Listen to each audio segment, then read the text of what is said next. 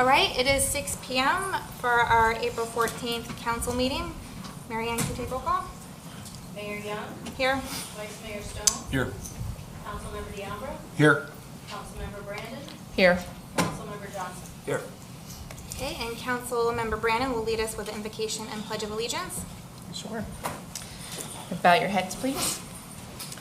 Heavenly Father, we ask you for your ever-guiding strength for our families, friends, first responders, military, and our leaders. May we all work hard to live strong, smart, and work together as a village to provide a quality of life for today, tomorrow, and our future generations. May you touch the hearts of our youth and help them guide them through their life as they grow to find their way. Please watch over our village family as we continue to work together and we live the best life that we can. We are so thankful for your blessings that you give to us. Amen. Amen. Please stand. I pledge allegiance to the flag of the United States of America and to the republic for which it stands, one nation, under God, indivisible, with liberty and justice for all.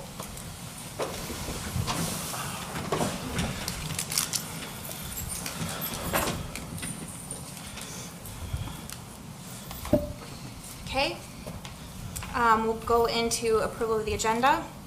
We do need to add 2 items to the regular agenda tonight. One is for the wrapping of Tequesta's Police Department, and another is for authorizing amendment for chemicals for the Utilities Department. Can I get a motion to add those to the regular agenda? And I would recommend those be placed as items 21 and 22 under new business. Motion to approve? I'll second. All in favor? Aye. Okay. Moving on to the presentations, we have a proclamation recognizing May 7th and 8th as American Legion Auxiliary Poppy Days. Is there anyone from the Legion here to accept the proclamation? Nope. Okay, it will not be read. I do want to say that the Legion supports our American veterans, and the red poppy is a symbol of their sacrifices. The poppies are made by disabled veterans at Bay Pines Veterans Administrative Medical Center in St. Petersburg, Florida, and all monies collected are used exclusively for local veterans and their families. Okay, moving on, proclamation recognizing May as Building Safety Month. Mary Ann, do you want to read it? Sure. Building Safety Month, May 2022. Whereas the Village of Tequesta is committed to recognizing that our growth and strength depends on the safety and essential role of our homes, buildings, and infrastructure play, both in everyday life and when disasters strike. And whereas these guardians are dedicated members of the International Code Council, a nonprofit that brings together local, state, territorial, tribal, and federal officials who are experts in the built environment to create and implement the highest quality codes to protect us in the buildings where we live, learn, work, play, and whereas these modern building codes include safeguards to protect the public from hazards such as hurricanes, snowstorms, tornadoes, wildland fires, floods, and earthquakes, and whereas each year, in observance of Building Safety Month, people all over the world are asked to consider the commitment to improve safety building, resilience, and economic investment at home and in the community, and to acknowledge the essential service provided to all of us by local and state building departments, fire protection bureaus, and federal agencies in protecting lives and property. Now, therefore, Molly Young, Mayor of the Village of Tequesta, do hereby proclaim the month of May 2022 as Building Safety Month. Accordingly, I'll encourage our citizens to join with their communities in participation in Building Safety Month activities. Thank you, Mary Ann. I do want to stress the importance that people in the building safety and fire prevention roles play, and I want to send a special thank you to the amazing job that our building department, our fire department, our utilities department do to keep our buildings and infrastructure safe.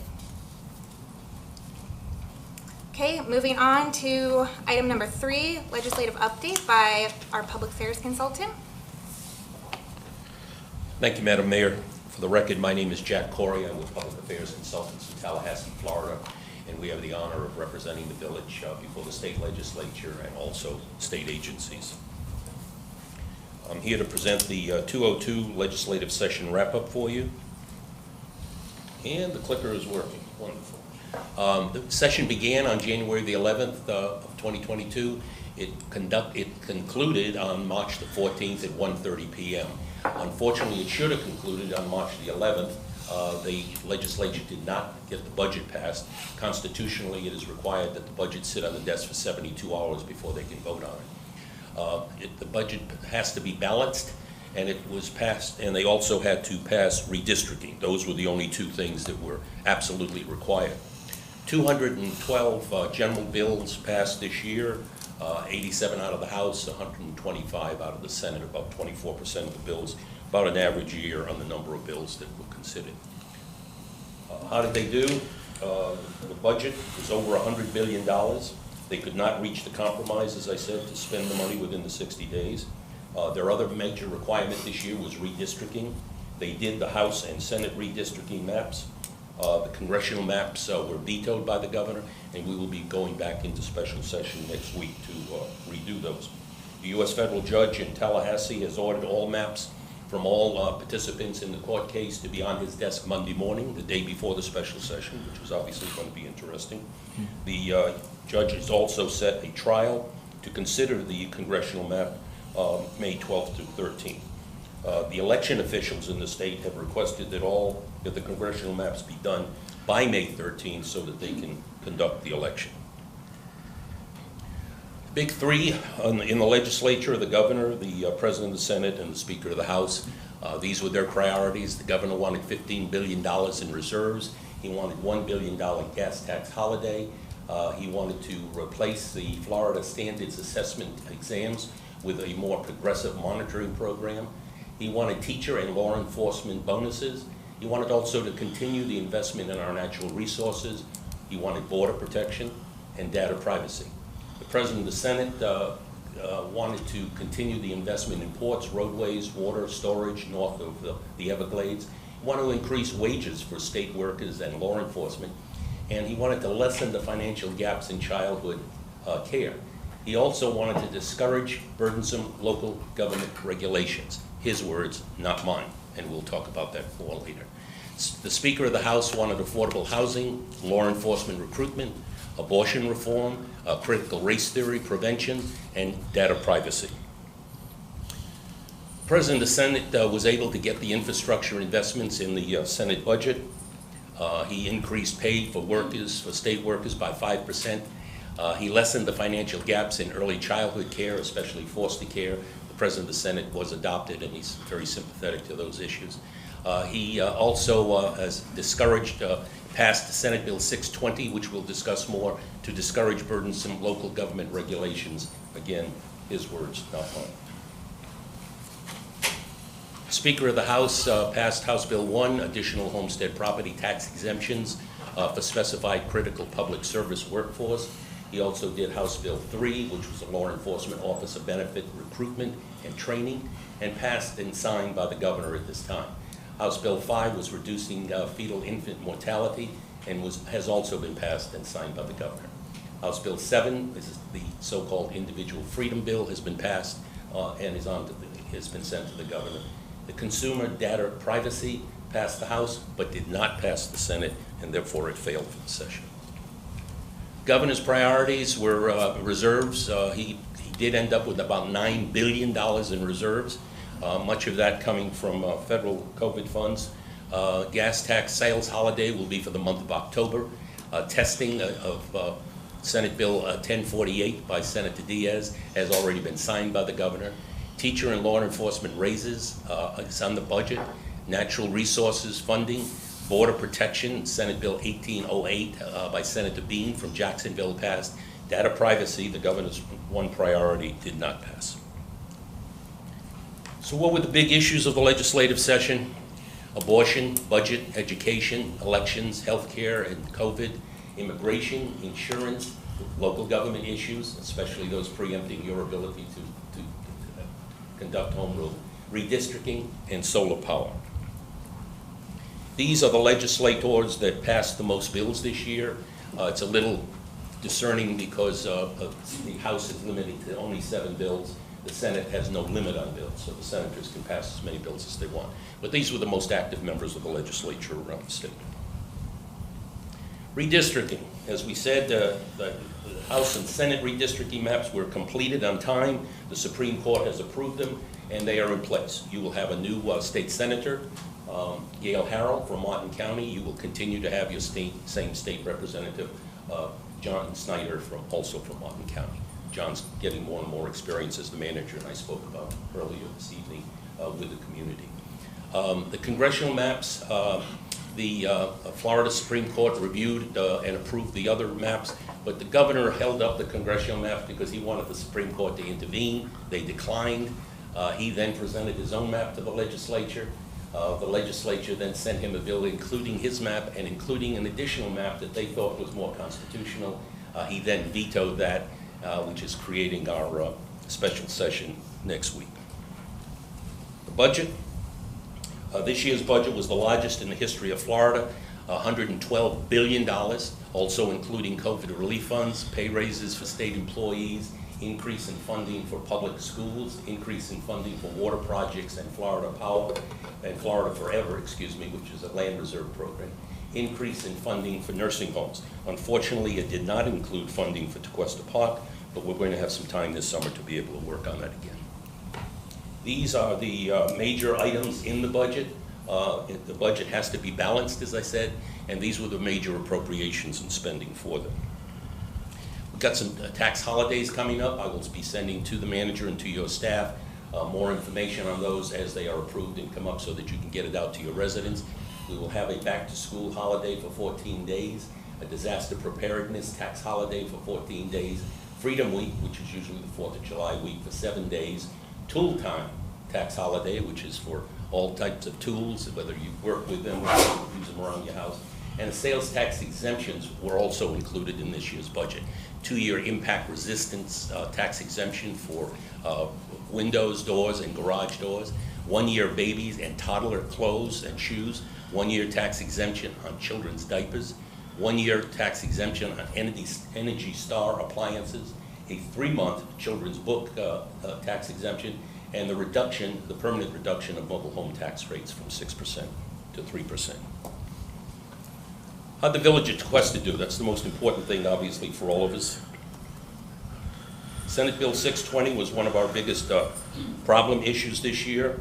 It would be, if approved by the governor, the largest unfunded mandate in the history of the Florida legislature.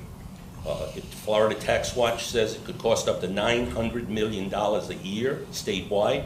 It could cost every town, city, county, and village $2 million a year, according to Florida Tax Watch. Florida Tax Watch also said it would be a major unintended consequences. House staff summary said that the bill has substantial fiscal impact on local governments, on your constituents. The Senate sponsor said we do not know how these bills would affect local government because they have never been done before anywhere in the country. They are the first in the nation. We have been told by the sponsors of the bills that they would eliminate future preemptions, but as you well know, the courts have long held that one legislature cannot encumber the actions of another legislature. We have put together a coalition of opposition of the willing, made up of other cities and counties around the state, also made up of the environmental community and the animal rights community, requesting a veto from the governor. There we go. Senator Hudson also filed Senate Bill 280. This would require you to do a fiscal impact statement. Also another bill that would be preempting your ability to govern. This bill died in messages. It passed out of the Senate, but was never taken up in the House. There we go. Vacation rentals, one of our interesting subjects. These two bills moved along until such time as the Senate bill came up. It had a strike-all amendment late at night. We were able to review it over the evening and present to the committee the next day that the proponents had put a poison pill in there that would have permitted the vacation rental maintenance companies to register 250 separate homes and limit you to charging them only $150 for all 250. So your building inspector would go out there, your fire inspector would go out there, and your clerk would have to be processing 250.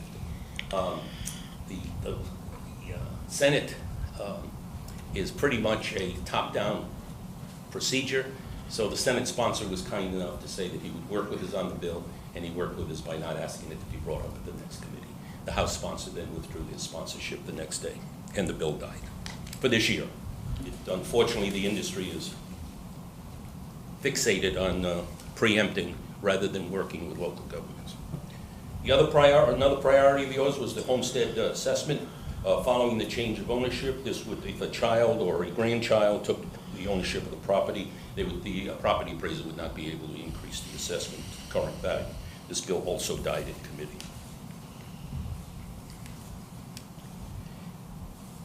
Senate Bill 1158 is home kitchens. This would, by Senator Jones, this would permit people to actually sell food out of their home kitchens up to $250,000 a year. It would preempt you from regulating them, and it would have the Department of Agriculture inspecting home kitchens rather than the Department of Business and Professional Regulations and the hotel and restaurant. This bill also died this year in committee. We anticipate it coming back again next year, but we'll be working with the sponsors to try to encourage them to not bring it back. Municipal water and sewer utilities, also by Senator Jones. He was a busy person this year, even though his father was a former mayor of a city on preemptions. This would have required you to charge customers outside your boundaries the same as you charge inside your boundaries, even though they're not paying taxes for it. What's up next? I missed them. The clicker is sleeping on us. What's up next? Well, obviously, as we've said, the special session next week is going to be the highest priority. We're going to be watching it to make sure they don't bring up other items. They can do that by a 2/3 vote or by extending the call. We also anticipate special sessions with an S, plural. We expect another special session on homeowners insurance, on workforce housing, and possibly on condominium and apartment house safety. It's an election year, so voter registration is going to be very important that all of your residents participate. As I mentioned, you'll have a new state senator in Gail Harrell this year, but you'll continue with State Representative John Snyder. Election dates: the primary election will be August 23rd. The voter registration deadline for that will be July 25th. November 8th will be our general election this year, and voter registration deadline for that will be October the 11th. Candidates filing will be June 13th to June 17th. Early candidate filing for all the offices will begin on May 30th. There'll be 28 congressional seats. 28 congressional seats up this year, 40 Senate seats, and all 120 House seats. Normally, you only have 20 Senate seats up a year, but because of the reapportionment, they're all up at one time. Some will be for 2 years, some will be for 4 years. And finally, all of your statewide elected officials will be up: your governor, attorney general, CFO, commissioner of agriculture, U.S. Senate, and all of the congressional seats. And in conclusion, Madam Mayor, ladies and gentlemen of the council, these are all our personal contact information. I think I've given you all a business card this evening with our personal cell phone number and our personal email address. If you have any questions or need any additional information, we'd be happy to provide it to you. And we keep coordination with the manager for you also. Great. Thank Any you for the questions, Madam presentation, Mayor? Jack. I don't have any questions, Council. I have one, Jack. Yes, sir. They were asking for a resolution through the court on the 13th of May. What happens if that federal judge makes a ruling and it gets appealed?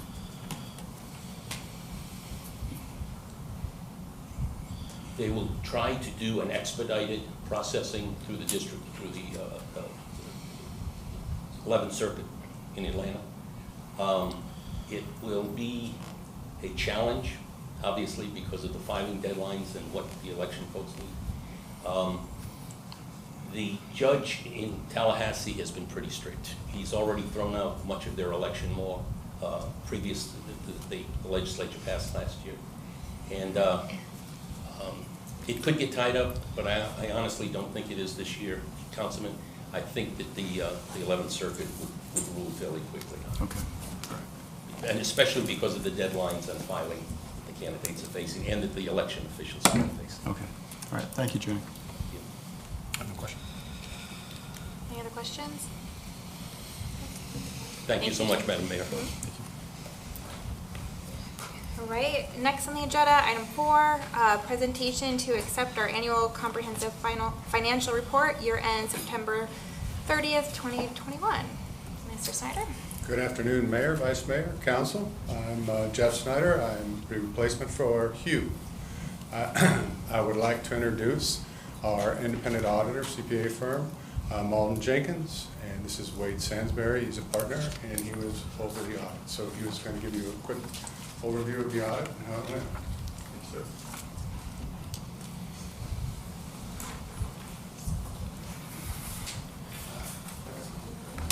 All right, good evening, Madam Mayor, council members. Thank you so much for allowing me to be here with you all tonight. Thank you all for allowing Malden and Jenkins to serve you. I have a brief presentation to go over. Click down to go down. There we go. First, just to start out, Malden and Jenkins, we are a large regional accounting firm. Obviously, we are new to Tequesta, so we're very happy to be working with you all. We do serve over 600 governmental entities here in the Southeast, including about 140 governments that also receive the GFOA Certificate of Excellence, which the village also receives. One thing just to point out, too, that I know we highlighted in our proposal process, but Joel Black is a partner, is an ex-partner actually with Malden and Jenkins. He and I actually started way back and made partner in 2005 together. He is now the GASB chairman, which is, of course, the governing body of all governments here in the United States. We're very, very proud of Joel. Some general information. Really, the report itself is pretty similar to that of prior years. You have your 3 main sections. Just one thing I would point out is that the report is now called the Annual Comprehensive Financial Report versus the Comprehensive Annual Financial Report, so there is a slight change there. That was a result of some terminology that the GASB became aware of that was actually taken to be derogatory in certain countries. So try not to use the old CAFR acronym anymore. Obviously, Malden and Jenkins was hired to perform this year's audit. We've completed that task. We dated the report March 16th. We did issue an unmodified audit opinion. This is the type of opinion that you all wish to receive each and every year. In our opinion, the financial statements present fairly in all material respects the financial position of the village as of before the year ended September 30th, 2021. We did have 2 compliance reports this year. Our standard yellow book report. This is our report on the test of your internal controls, compliance with laws, regulations, what have you. If we had any kind of findings, this is where those would go. Happy to report that we had no findings this year, which is, again, hats off to Tatiana as well as Hugh, who's no longer here, and their entire staff. They did a great job helping us throughout the audit process, providing us all the information that we needed, and certainly all of the books and records were in great shape when we came out and did the audit. This year, you all were required to undergo an additional single audit. This is if you all ever receive any funding from the state or the federal government in excess of $750,000. This year, you received about $1.7 million, the largest of which was $1.5 million from the American Rescue Plan. We again performed a single audit on that individual program, noting no kind of issue. So again, hats off to your finance department. They did a great job. Just a little bit of statistical information about the report. This year, the village did increase its overall net position by almost $5 million. This increased the overall total net position of the village to a total of about $40 million. Of great importance, obviously, is your general fund. This slide just shows the breakout of where the revenues are coming from, the largest of which is going to be your general property taxes. The next slide is your general fund expenditures. Where are those funds going? As with most all villages your size, the majority of that is going to public safety, both your fire, police, and code services, code enforcement. This is a slide here on your general fund, total fund balance over the last 5 years. The previous 4 years actually saw a gradual kind of decline in your overall fund balance. This year saw a significant rebound. from about $3.4 million from 2020 to a total of $6.2 million as of the end of the 2021 year. That's about a $2.8 million increase. Obviously, a large amount of that was from the actual federal funding received for the coronavirus stimulus, as well as just overall revenues in general were much higher all across the board as compared to 2020. You have 3 overall enterprise funds. Your water and sewer and stormwater are considered to be major funds. Your refuse and recycling is a non-major fund. This schedule here is just a graphical representation of your overall operating revenues compared to your operating expenses. Your water fund obviously did have operating revenues in excess of expenses. The stormwater and refuse were just a little bit break even. Actually, this year we're a little bit less. So just would recommend that you look at those rates and from time to time make sure that you all are charging appropriate rates to cover those actual costs involved to provide those services. This is a schedule showing a comparison of 2021 to 2020 operating revenues. Stormwater and refuse were relatively flat. Water was actually down a little bit from that of the prior year, simply due to a decrease in overall gallons consumed and sold for the year.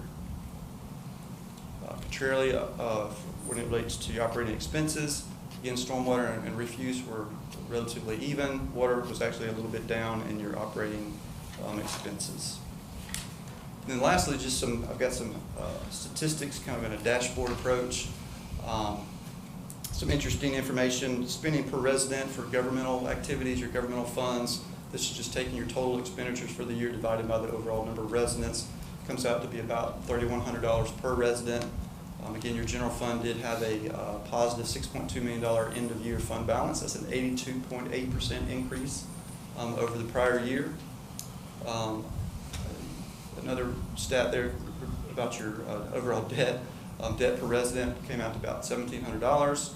It was a slight increase from the prior year. You ended the year with about 94 total employees.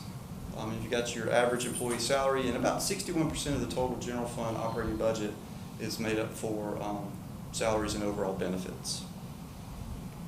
And that's really all I had. Do you all have any questions about this presentation? If not, there's also what we have, what we call the AD&A, the Auditor's Discussion and Analysis. Within your financial statements is the MD&A, the Management Discussion and Analysis. And the document itself is a very long, complex document. If you don't look at anything else, I always recommend that you do read the MD&A. But as an additional document that we provide to each of our clients is what we call the AD&A. This provides all of our required communications in a written format. And also, if we had any kind of findings or recommendations, those would be listed there. We did have one thing that I just wanted to point out. It's not really a finding, it's not really a recommendation, it's just something to be aware of. Obviously, governments are being targeted left and right with cyber attacks, cybersecurity issues. I just want to stress to you all to continue to fight the good fight, to continue to put the resources in place to make sure that you all are not a victim of any of those types of attacks. And just as an FYI, Malden Jenkins can help you in that if you ever were needed any of that help. Additionally, in this document, we provide all of the upcoming GASB standards and statements that are going to be applicable over the next several years, some of which are going to be applicable to you all and some of which will not be. But that's really all I had. Do you all have any questions? Thank you. Any questions from council? I do. I mean, this is your first time here giving us an audit, and we really rely on you to go in there and look at things and make sure that everything is copacetic with all the different requirements. As your first time here, can you just give us kind of I know you just gave us kind of an update, but in your general perception of how are we doing? Do the models match up other municipalities? Are we doing in a good spot, or is there really an area of the financial side that we should work on? Well, I certainly think that this year's report is a very good report. Your overall results of operations were very strong this year. Certainly, the general fund, I think, probably was concerning to everyone over the last several years, but this year we did have a strong rebound. And so I think at this point in time, you all are in good financial shape. You certainly have good, strong policies and procedures within your finance department to take care of the overall books and records. And I do think, too, that they're providing to you all on a monthly basis, hopefully, good, strong financial information that you all can rely on to be able to make your necessary decisions on a monthly basis. So I think you all are in good shape, and I think you've got good people that are leading you in the finance department. Appreciate that. Thank you. Sure. Any Any other questions? Thank you very much. Mayor, if I will just recognize Tatiana for all the work she does. I know she takes great pride in this, and so this is kind of her baby, and she does an excellent job for us. So just want to recognize her publicly for doing that. Thank you. Okay, moving on to the consent agenda. I'd like to pull item number 6, the special event permit for the 4th of July run by Believe With Me. Because I know that they are here today and want to ask us to possibly use smoke signals. So they get a motion for that. You can also pull number 8 as well. Can I get a motion to pull 6 and 8? Yes, a motion. I'll second. All in favor? Aye. And just so I'm clear, was the motion to move the other items on the consent agenda, or was? Yeah, I to just move wanna be- those, to move those. And approve the remainder. For discussion tonight, though, I wanted to talk, can we, So 5 and 7 are approved, and you're pulling 6 and 8. Right. I just wanted to make sure that that was the motion and everybody understood, and that, so that the record was clear. Yes. Okay, thank you. okay, can we talk about those now? Or Yes. Okay. So, the Believe With Me application for the 4th of July run. I think there's some people here who'd like to speak today. Yes.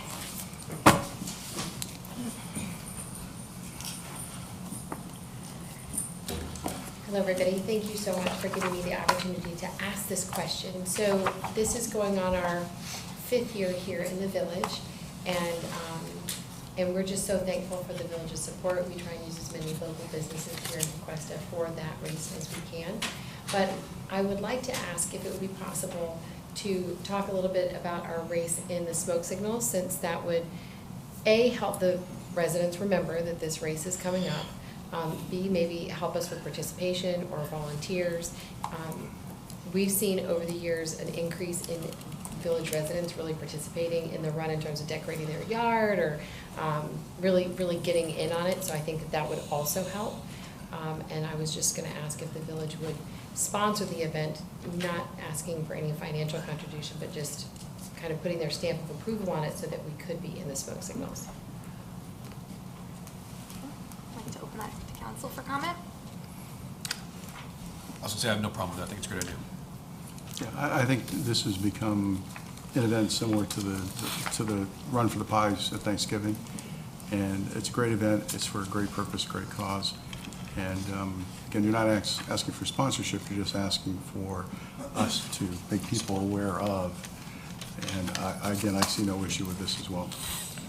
Yeah, so for putting it in smoke signals, I have no issue with it going in smoke signals, primarily because it affects residents with road closures. Yeah. And really prepping them on awareness for that, because you aren't the 6 a.m. race either. So Right. we need to make sure that people have a plan, because some people are still working on that day. Yeah. I think it would help with residents being aware, reminding them, being a part of the race, especially like last year when it was a Sunday. I mean, there really wasn't a lot of traffic. We were out of there by 9 a.m., but, some residents were worried about that. Well, if we could have communicated with them, we put little markers on their mailboxes, we get the word out, you guys give us signage, which I think also helps, so it's just another way to remind them. this I is do coming. have one more request. If it does happen to go into smoke signals, if it can be noted that American flags will be placed on the route. Oh, yeah, good Because there was a idea. lot of confusion about that last year. Yeah. And I don't want to offend or hurt anyone's feelings why there's things popping up in their yard because they're on the roadside. I just love to be transparent of what is going on. That's a good idea, good idea. The only reason I said anything about sponsorship was I was under the impression, and I could very well be mistaken, that in order to go in smoke signals, it had to be a village-sponsored event. Does anybody know the rule clearly on that? Yeah, so the way that it's worked, we have a set number of events that the village sponsors on a yearly basis without, any additional action taken. If there are additional events that want us to let us put the banner out, smoke signals, us help promote the events, and the village council has to endorse the event publicly, and then we can do that. So otherwise, we get requests daily to help put information out for events. So this is the formal way to do that, and we can help with smoke signals and the other likes of things. So the council does need to, I guess, take action to approve the event with the endorsement from the council so we can move forward with that. Let's do that. So you need a motion? Yes, please. Okay, so I'll make a motion that we endorse the 4th of July Believe Me race and put it in smoke signals to inform our residents that it's coming, the road closure, and a map of the race route. Yep, sure. And Jeremy, would that include putting out the automated signage that we have? So we gotta be a little careful with that. That automated sign that we have is a public safety sign. If there's some road closures and stuff, I mean, I'll work with the chief and we'll make sure that, we're not necessarily promoting the event, but we're promoting some of the factors within the event. So yes. So yes and no. It kind of goes So- along with what Laurie was saying in terms Yeah. of providing information. Yeah, Right. Traditionally, usually about 3 days ahead of time, don't you guys put out the flashing sign that says road closures like right around the 1st of July? Usually 3 weeks ahead of the event, they put the big banners in front of the municipality building, Dixie, the country club.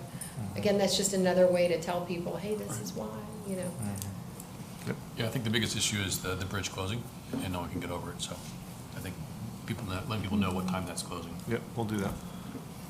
And then do we need to add to the motion also approval of the special event permit for the Freedom 4-miler?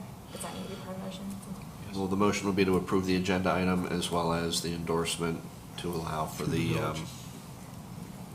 publicity. Yes. And I'll second that. All in favor? Aye. Aye. Thank you very much. Thank you. Thank you.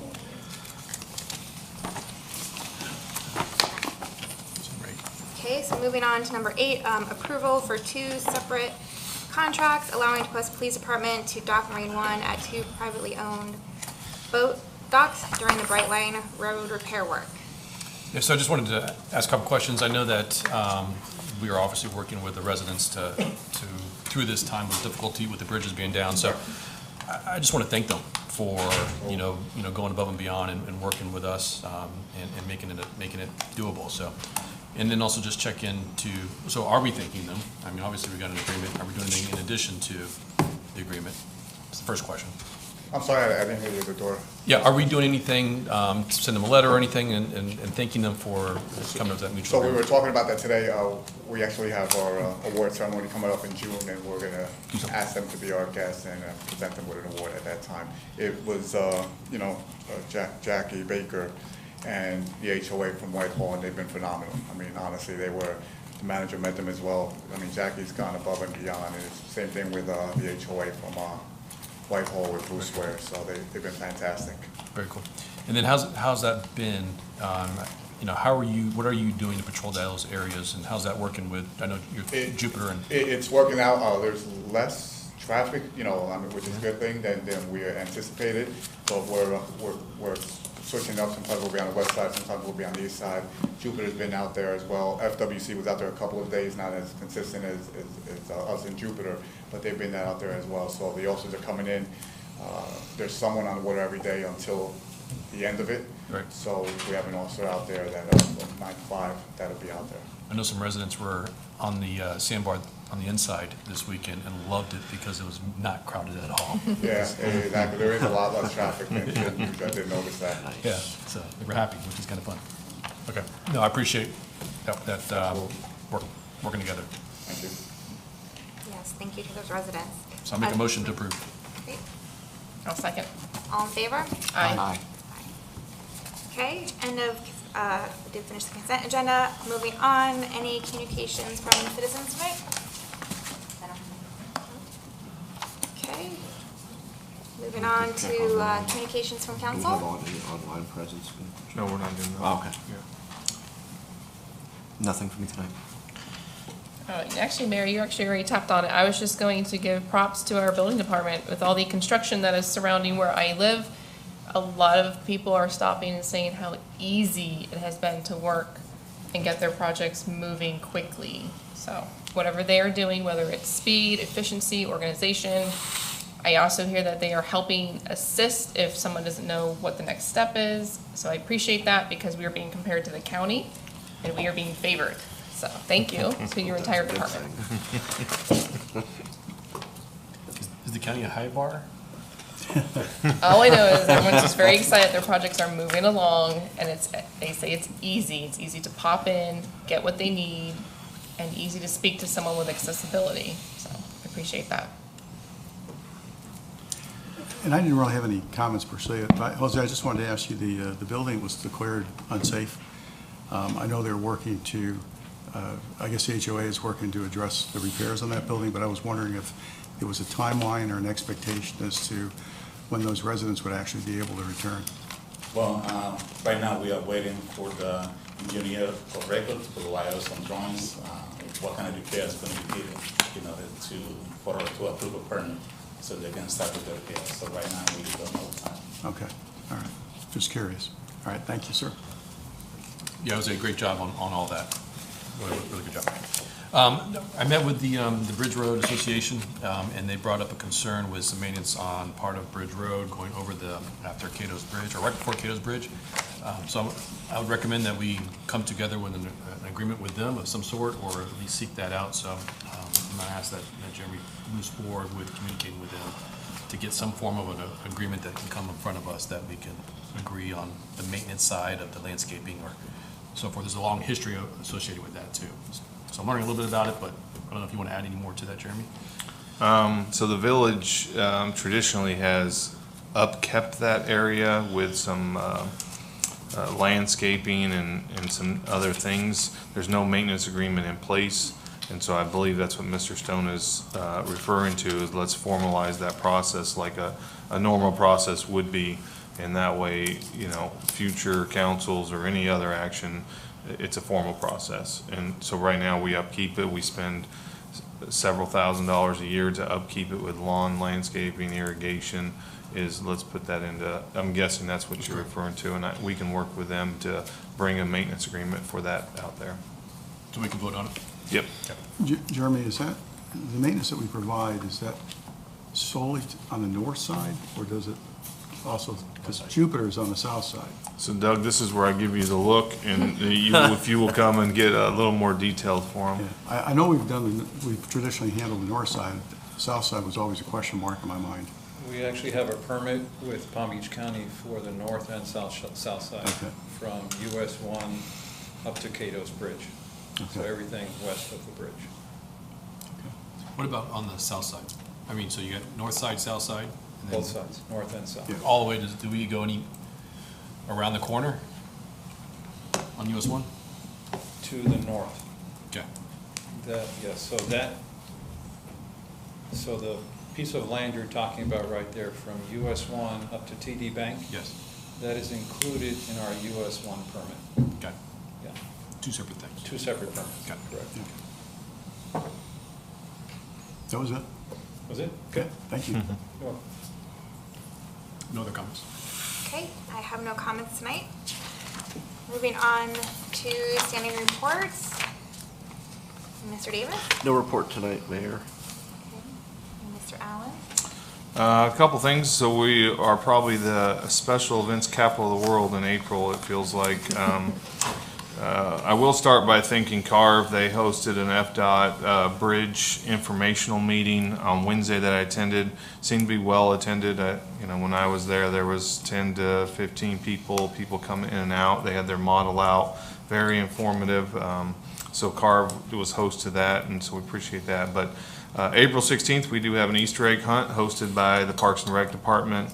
April 22nd, we have Earth Day celebration at the park. I think it's 5 to 7 on April 22nd. April 23rd, we have Coffee with a Cop here at Village Hall. Also, and I'm sure Chief Medina will talk about it, April 23rd, we are sending a representative from the police department to Jupiter for the autism awareness event. April 28th, we have our volunteer appreciation dinner. The ribbon cutting for the rec center is April 29th. Grand opening is April 30th. The first official day for the rec center will be May 2nd. Last month we finished up the very successful Citizens Academy, so we are finished with that, and we'll start leaning forward toward next year. And then the village is officially in budget mode now. So March 31st, we kicked that process off, and so that's what we're working on. So with that, you have my report. Did you do anything for a charrette or anything? We did have a charrette, so last night started on Saturday. They were here every day from Saturday through last night. And I will have to say they are very dedicated professionals. They were here from 10 o'clock in the morning all the way until 9 or 10 o'clock every night. And I thought it would be one of those things where I'd come over here at 9 o'clock at night and they'd already be packed up, but they were really here every night. And last night they gave a presentation. We had a great turnout. I'll say great. I mean, it was full. So it was probably about 30 people. They gave a presentation. The next couple months they'll work on a final product for us. Any other questions for Mr. Allen? Nope. All right. Moving on to the police department, Chief Medina.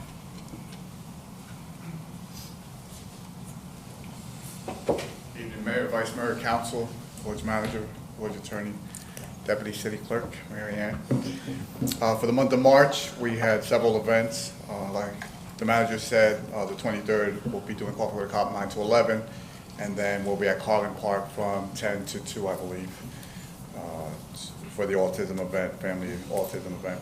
We had our bike rodeo this past month. We had approximately 40 families that registered. It was a good time. It's National Telecommunicators Week, April 10th to the 16th. I was actually there today with Assistant Chief McGrew, dropping off some baskets, thanking them for their service. Marine Patrol, like the manager said, will be out there every day until the end of Loxahatchee.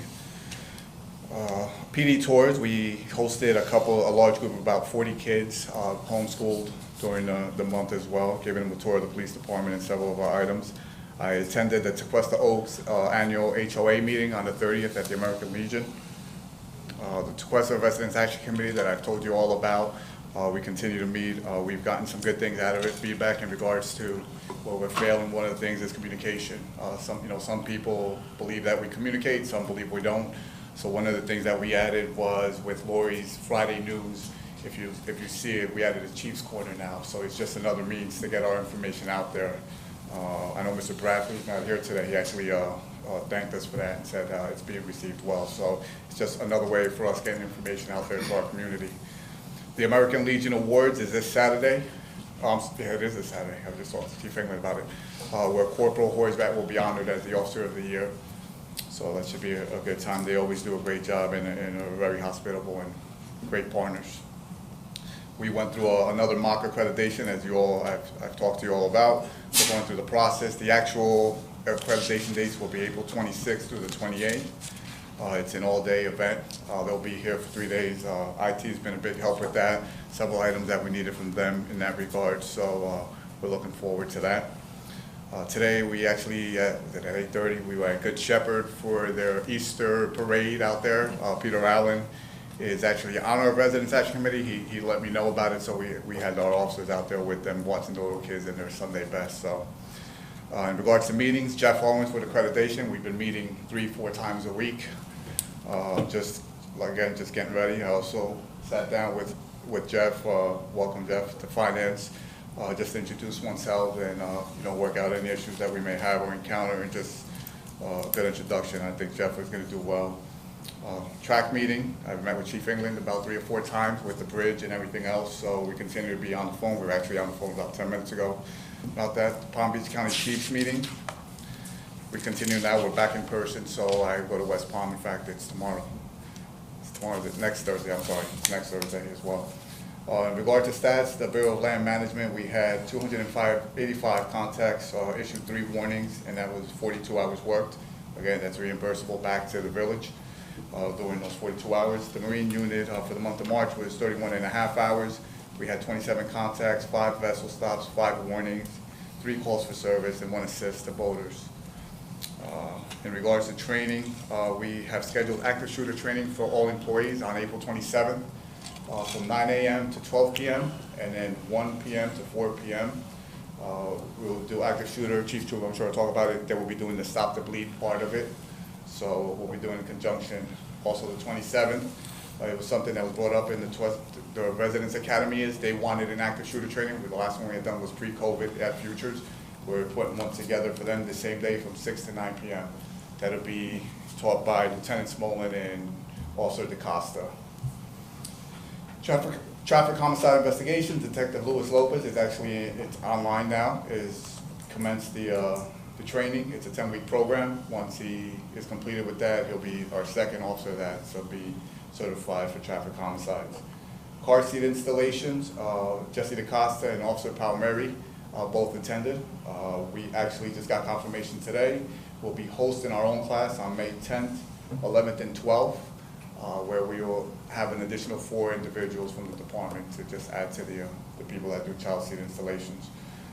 We sent Sergeant Yildiz, Sergeant Kwiatkowski, and Corporal Hoysrat to supervise the patrol in critical incidents by National Tactical Officers Association. All of them attended that training. Thank you. Any questions from council? I have a question.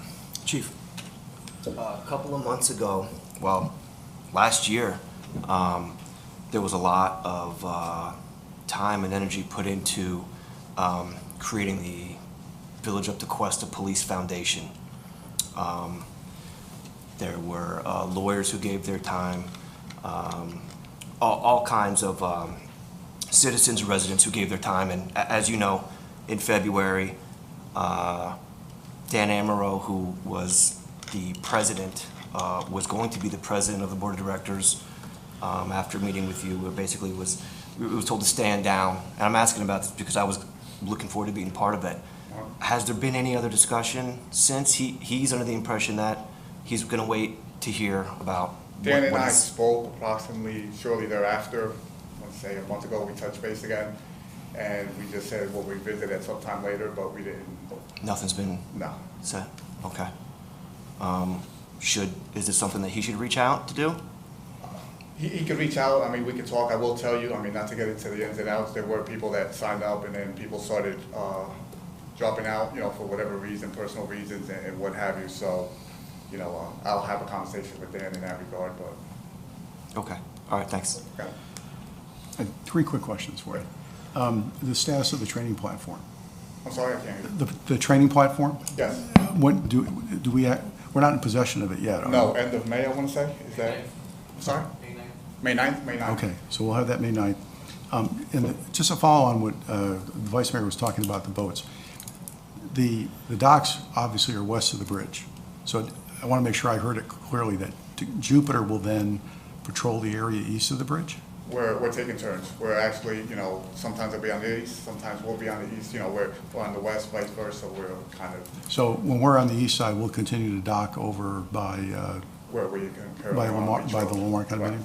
And then the other question I had, and I don't recall this having been discussed, but with the situation with the bridge closure, you said we were going to be on the water pretty much every day. Is there going to be, is Florida East Coast, given the closure of the bridge and all the issues around boat traffic, et cetera, are they stepping up to reimburse us for any of the costs that we might incur in order to maintain a more active presence? I have not had that conversation with them, honestly, so I mean, that's something. Would it be a conversation worth having, perhaps? Right. Just asking. We're utilizing staff on duty. That was one of the things that we wanted to do, was increase the amount of personnel that can handle the boat. Okay. So, we are utilizing them on duty, so. Okay. It's just an idea. I don't know if they'd be willing to do it or not, but perhaps. That was all I had. No, I would just, and you probably weren't requested, I know you probably weren't, but like last night's meeting, the presentation of talking about, design and codes and things, majority of the people were appreciative of the conversation. There were a handful of individuals that necessarily were not. And I don't know if meetings like that, it might be appropriate to have someone here just in case things get out of hand. I just thought there might be something to look into or make sure that we do in the future. Yeah, I know the manager and I spoke about that. He said just have them pop by and peek their head in, so. That would be on me. Next time we can have somebody. Yeah, I just asked for close patrol and just, kept them close, but I didn't ask them to stop by, so. I wouldn't think you would need that, but. Yeah. Disappointed to hear that. Okay, and I would like to thank the police department for putting on a great bike rodeo, and the fire department participating as well, and Jupiter Inlet Colony. It was really a great time. Thank you. Thank you. Okay, moving on to the fire department, Chief Troop.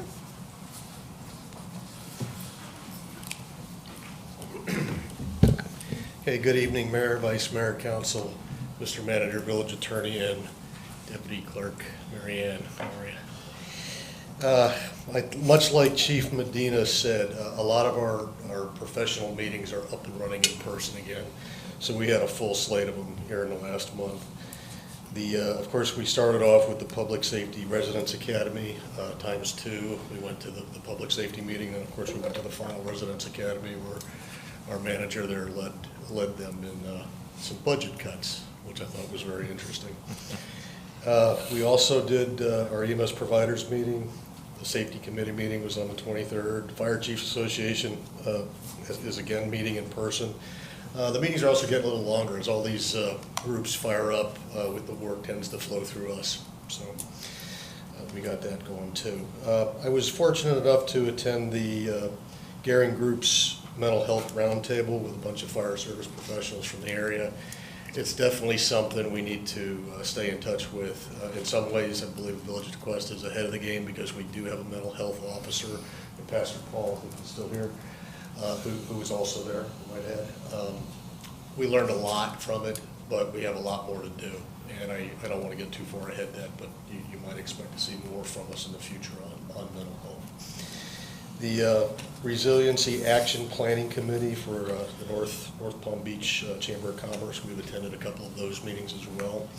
I think we're more in a support function there. It tends to be more of an outreach to local businesses, and we just happen to be the experts in the area of emergency management, so we'll continue to support as we can. Regarding operations and training, we started our hydrant testing program here, and I'd say we're probably about halfway through that. Most of the shifts make pretty good progress. It takes, 7-8 shifts probably to get through each, for each shift to get completed. We're planning to attend the Governor's Hurricane Conference next month. I don't want to hit that subject too hard, but hurricane season is right around the corner. So I know I've got my entire admin staff and myself going to that. We conducted our paramedic in-service on the 13th. And in the future, we're planning on hosting Swiftwater 1 and 2 in June. It looks like the week of 6/23 through 6/29. At the training officers meeting, there are discussions for the quarterly training to include rapid intervention teams, which again is something that's absolutely critical for different fire departments to work together to make sure that the equipment each is carrying is understood and used correctly in those times of emergency. And then, of course, there's another live fire drill on the horizon. On April 6th, I know the mayor did join us for our badge pinning of Captain Ray Gimlin and Lieutenant Andre Dodd. It's been a long time coming for those two. They've both been with us 20-plus years. They're very excellent fire service professionals, and the citizens here are in good hands with them. We are planning for a hurricane open house. So in the past, we've done an Easter open house. This year, with some of the events going on with the new community center and all that, we punted. But I told you I'd be back with something. So on June 4th, we're planning on this open house. So we'll be reaching out to vendors like Home Depot and insurance companies. I'll probably get with Jose and ask about flood control and a few other things. And still have an open house. We're going to have a good time, and hopefully get a lot of people out for that. The tours. We did a couple of tours. We, of course, supported the law enforcement with the bike rodeo. And I believe Chief Medina mentioned the ALICE training, or the active shooter training, for the end of the month.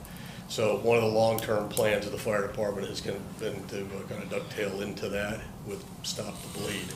So about a year and a half ago, we were able to get equipment through a grant where we now have the mannequins and the training tools to show people how to put on tourniquets, how to pack wounds, and we obviously have the instructors ready to go.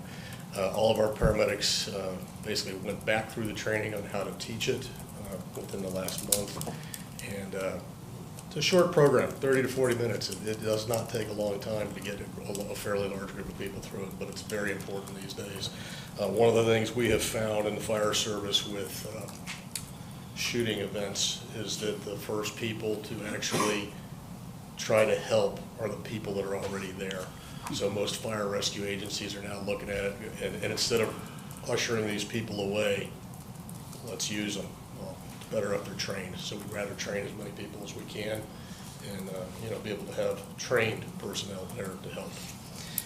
Excuse me. The American Legion Award, we'll be attending that as well.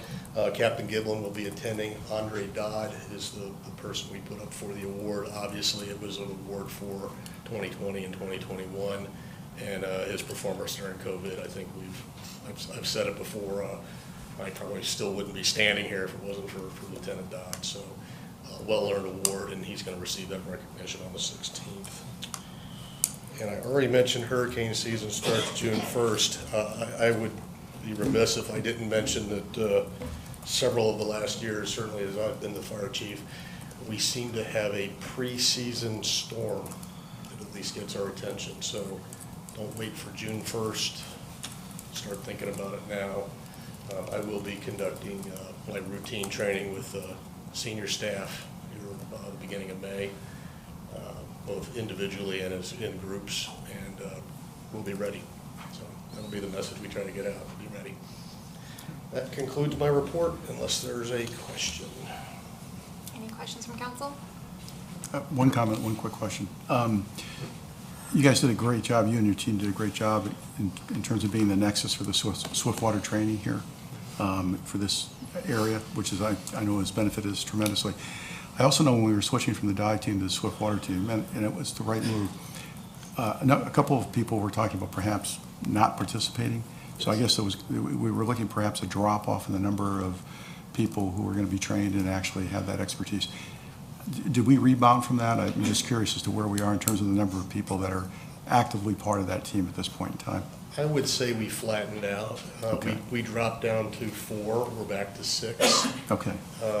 I'd like to see 9, 12 even. I mean, Okay. honestly, I think that's a better way to go. We train all of our personnel to a basic level, but ideally you want one of those 6 to be your swimmers, to be the guys that are in the water. So we'll continue to work on that and see if we can't get the numbers up.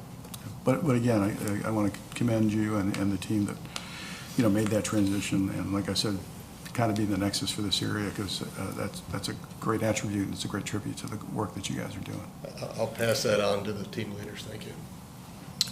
Random question, just thinking, swimmers and stuff. Do we do a swim test or a physical test on an annual basis for firefighters? Okay, so we do a physical test. That's the PAT, which probably most of you are familiar with, where they go up and down the Stairmaster and pull hose and drag mannequins and so forth. That's actually coming up in May. You guys are interested? You want to come out and see it? We'll do it over 3 days. Everybody goes through it. So it's not a lot of fun, but it is short and sweet if you want to come see it. Yeah. Regarding a swim test, we don't currently do a swim test. I can tell you, if I think back over the course of my history here, there was a time when we did it. I'm not sure why we stopped doing it, but we did stop doing it many, many years ago. If I was going to guess, I'd say it probably has to do with becoming a professional dive team and basically having those guys do it. Okay. Thank you. All right, thank you, Chief. Thank you. All right, moving on to utilities, Mr. Hammond.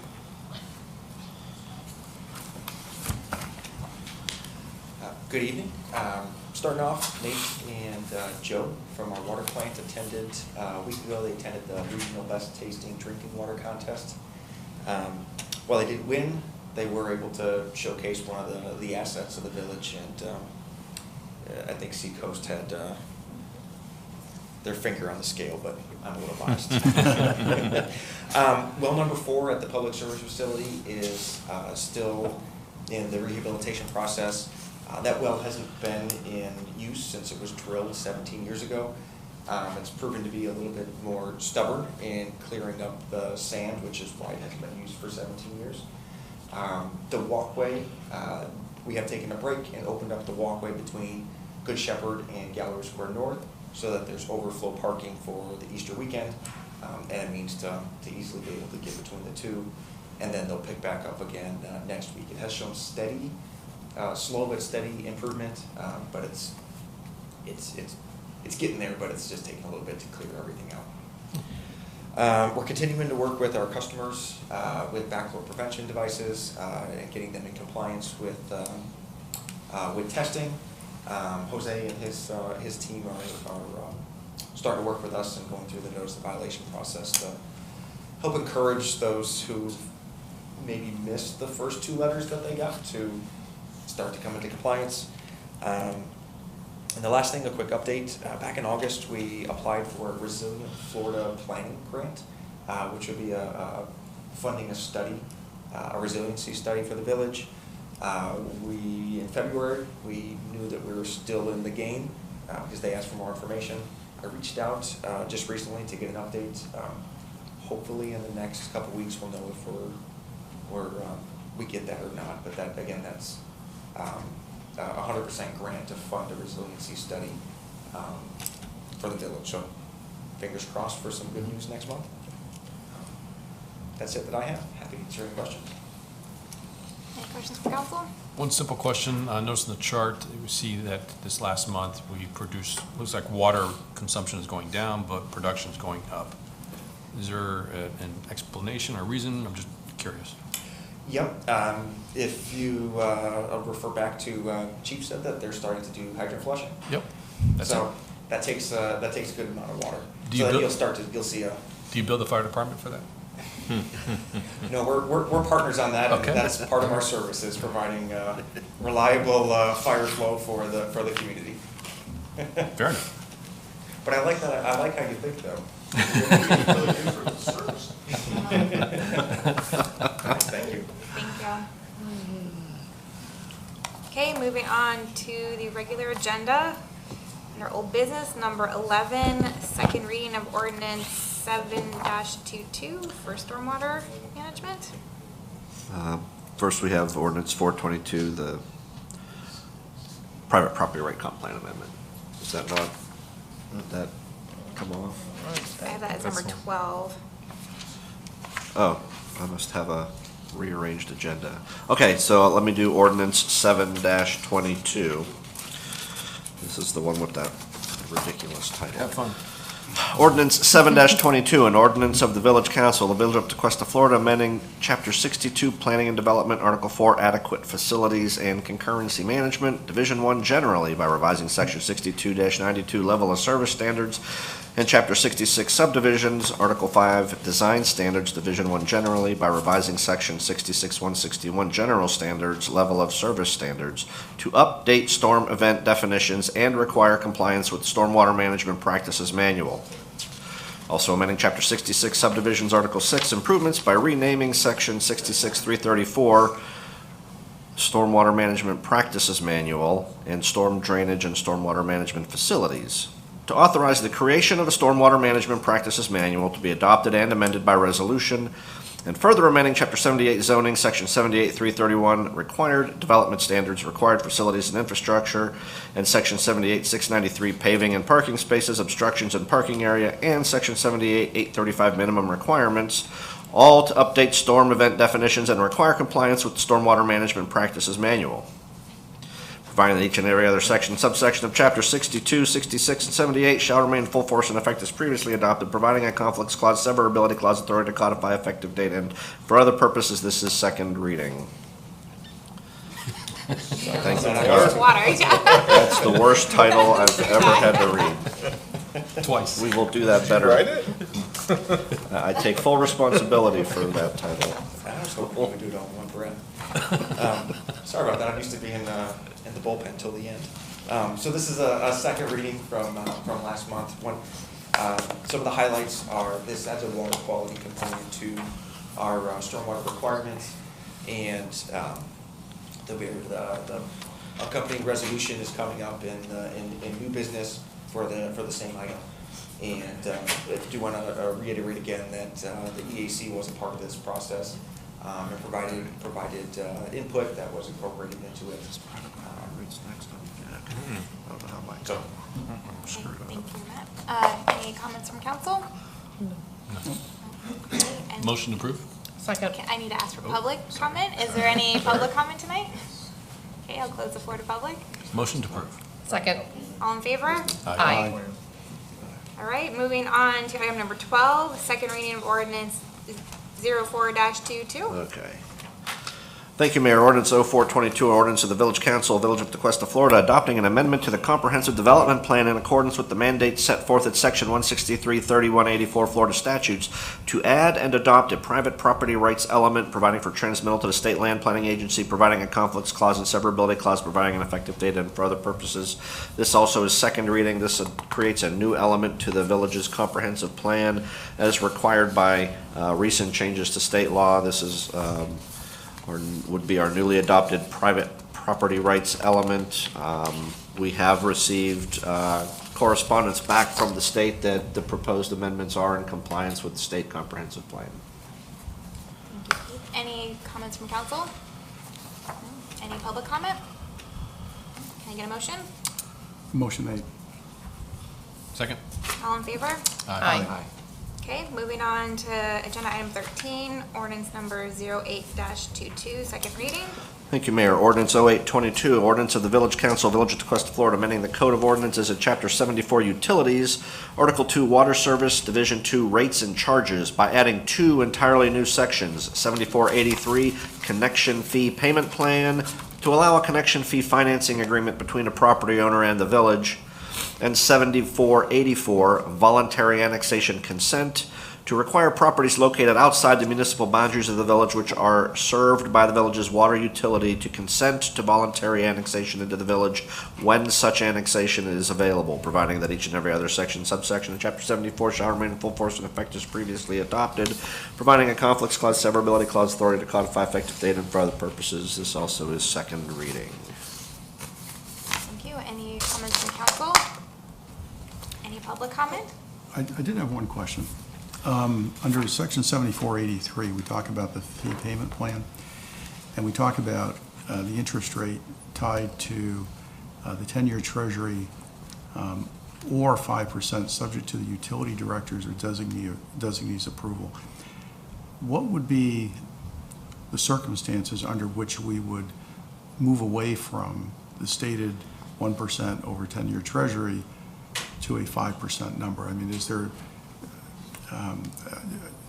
it doesn't reference any type of criteria other than just basically saying it's, from what I'm reading here, it's the utilities director's discretion. So I was a little concerned that we didn't better specify that element.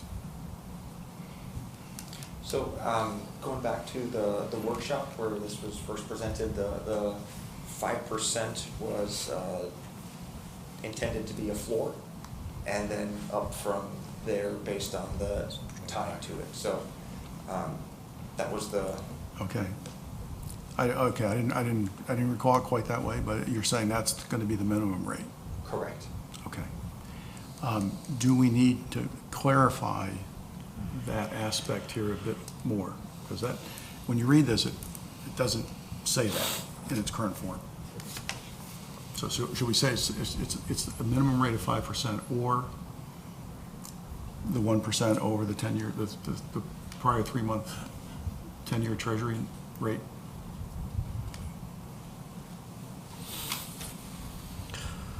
I'm not ignoring you. I know you're not. I know Wordsmithing you're this in my thinking head.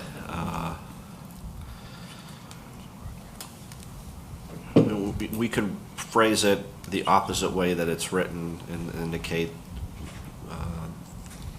not to exceed 60 months at an annual percentage rate, which is the minimum of 5%.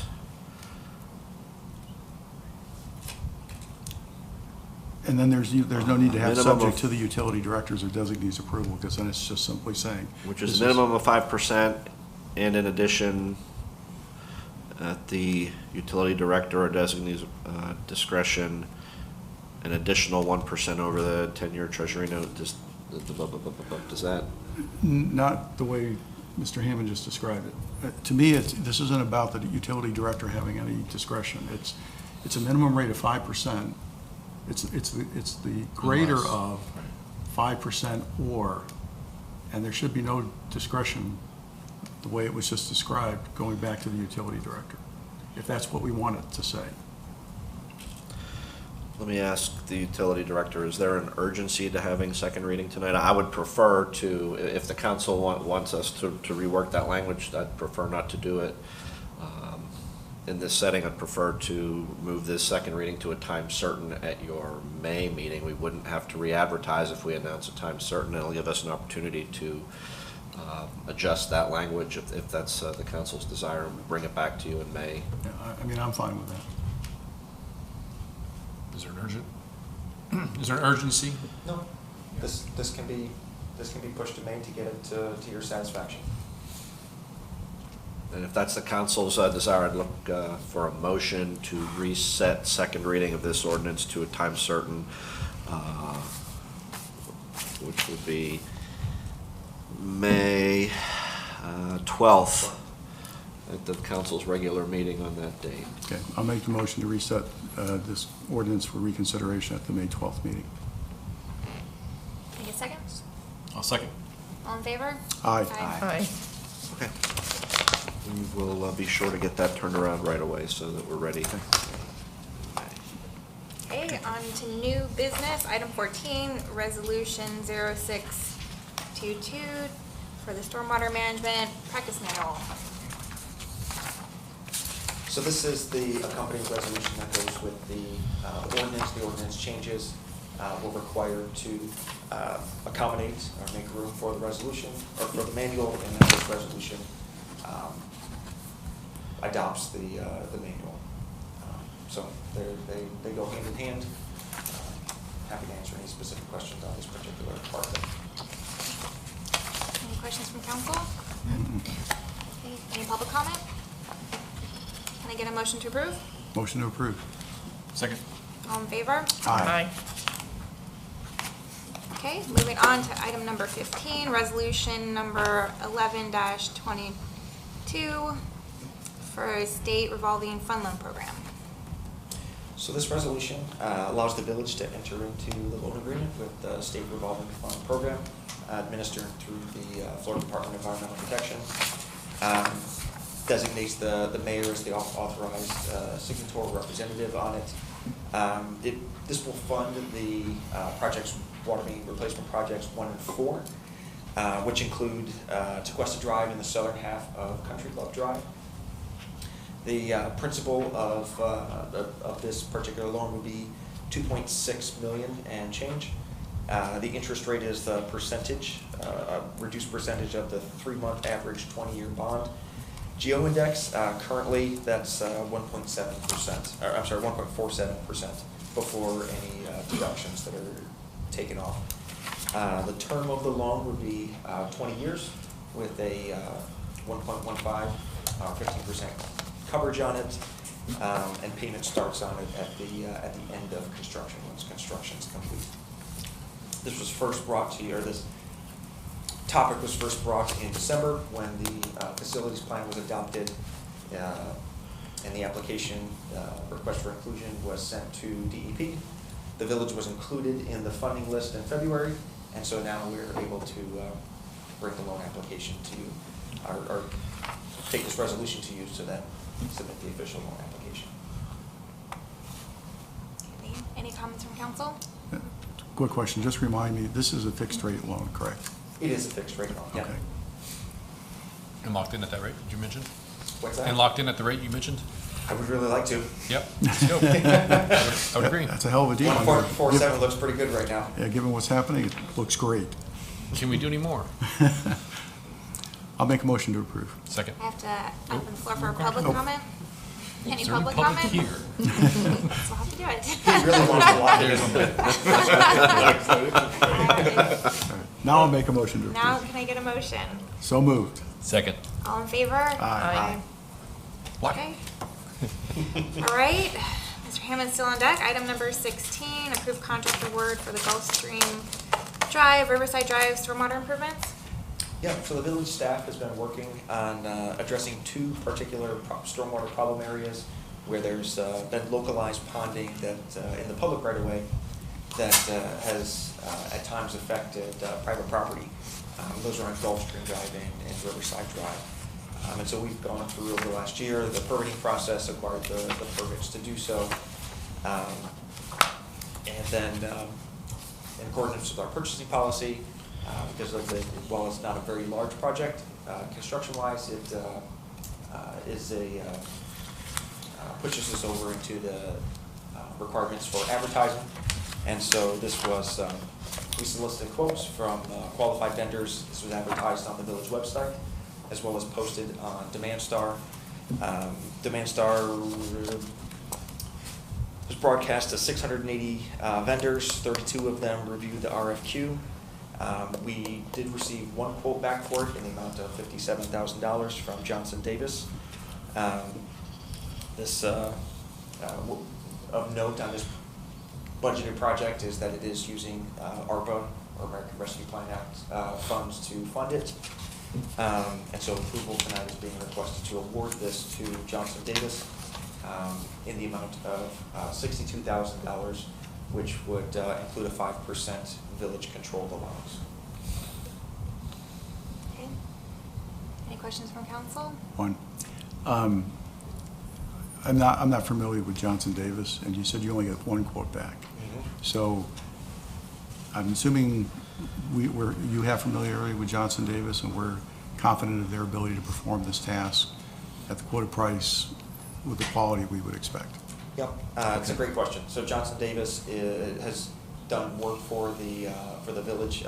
Even just recently, they completed they were the contractor that did the Beach Road Phase 1 water main replacement. Okay. And they also did the underground work that was done last year to do our well rehabilitation projects.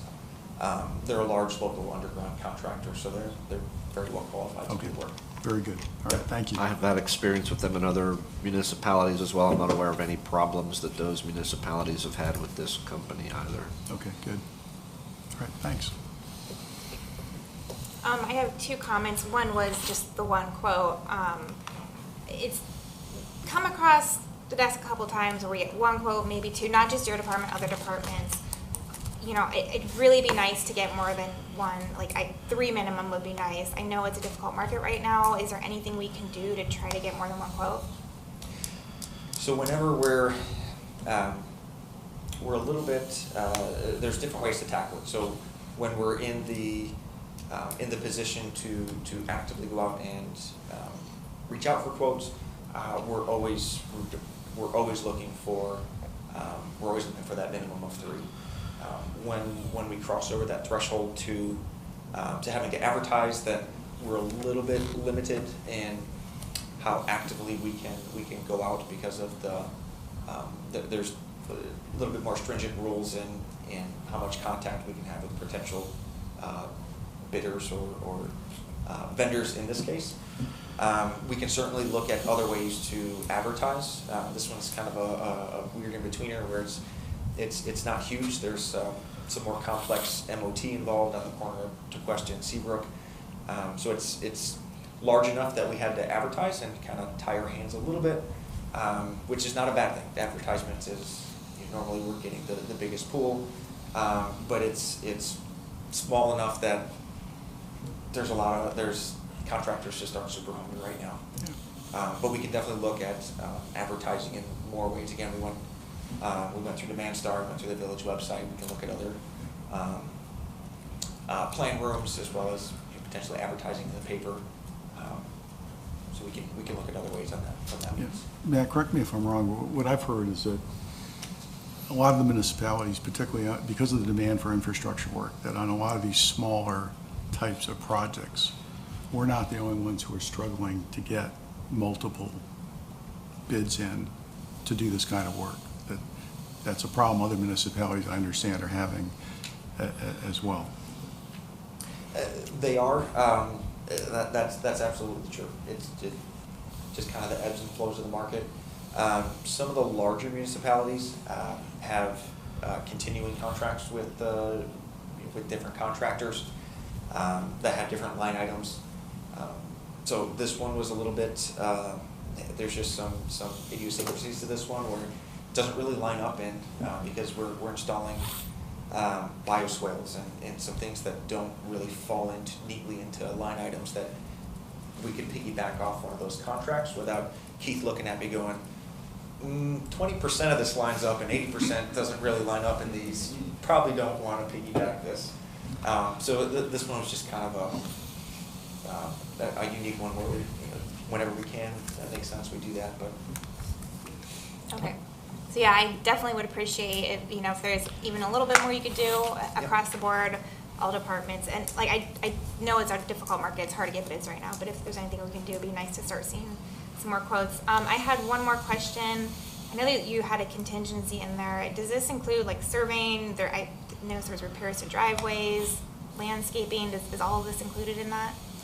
it's all inclusive outside of, it's all inclusive from the construction side. Outside of, there are 2 brick paver driveways that we're on Gulfstream that we're working with the, working specifically with the homeowners on, that we'll take care of. We'll take care of after the fact. So it's not in this cost though? Those 2 driveways are not. And will that be ARPA funds too? We have, this will expend the, what has been allocated to stormwater through the ARPA funds. So unless more ARPA funds flow into stormwater, this will come out of the drainage, or the regular stormwater budget. Okay, thank you. What is the threshold for sending things out for bid? Yeah, so currently our purchasing policy requires advertisement, 25,000 and above. So maybe that's something that we should talk about as things get more, cost more, that we maybe broaden that up a little more. So that's, I don't know if we want to talk about that or not, but that might be something that we look into to help in the situation.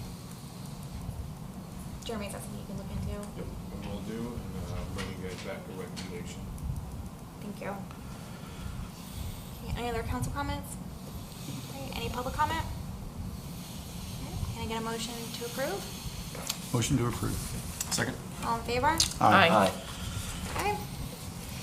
All right, moving on to agenda item 17, authorize Florida Share's bid piggyback contract and purchase order with Deval Ford for a new truck for the utilities department.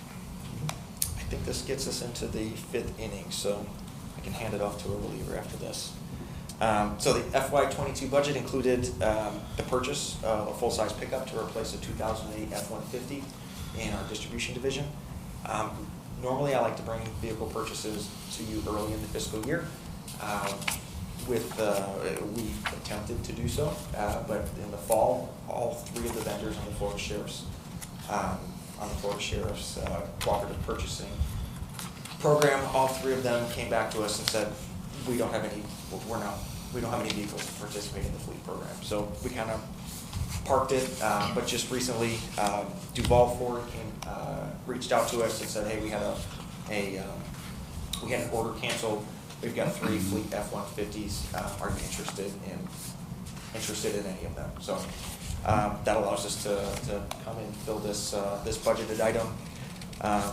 So approval tonight's being asked for the purchase of 1 F-150 with the applicable lighting, safety features, etc. with it in the amount of $36,499 with the Deval Ford. And this is a piggyback off of the statewide Florida Sheriff's Association cooperative purchasing program.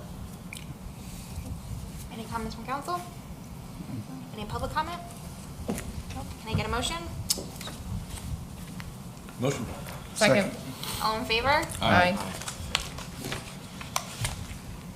Okay, moving on to item number 18, resolution 12-22 for authorizing an amendment to the fiscal year 2021-2022 billing fund budget.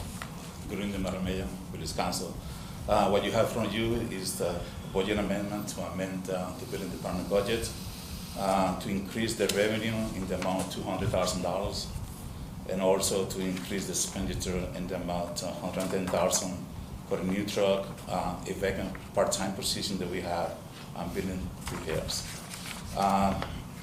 Back before COVID, we had a 20-year-old truck that needed to be replaced. We did not replace it at the time, so now we're asking for that to replace about $40,000.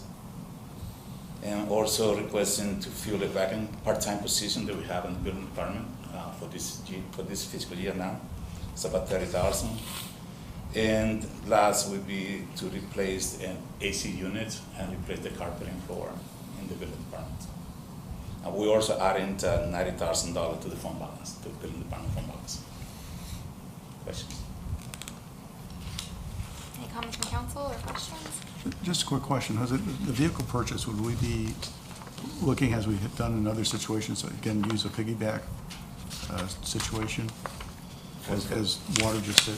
Yes, so the way it works, you approve the money, then we go to the public works, and he will go to the bidding and trying to find the right truck that we need and so forth. And then we come back to you to the purchase of that. So right now, he's approving that. Yeah, these would be the budgeted amounts, and just like Water. Correct, and then we come back to you. They come in ready under. to purchase the right truck and whatnot. Right, okay, good. Any other questions or comments? All right, any public comment? Okay, can I get a motion? Motion to approve. Second. All in favor? Aye. Thank you. Thank you, Jose. Okay, moving on to agenda number 19, ordinance number 9-22. This is for vacation rentals. Thank you, Mayor.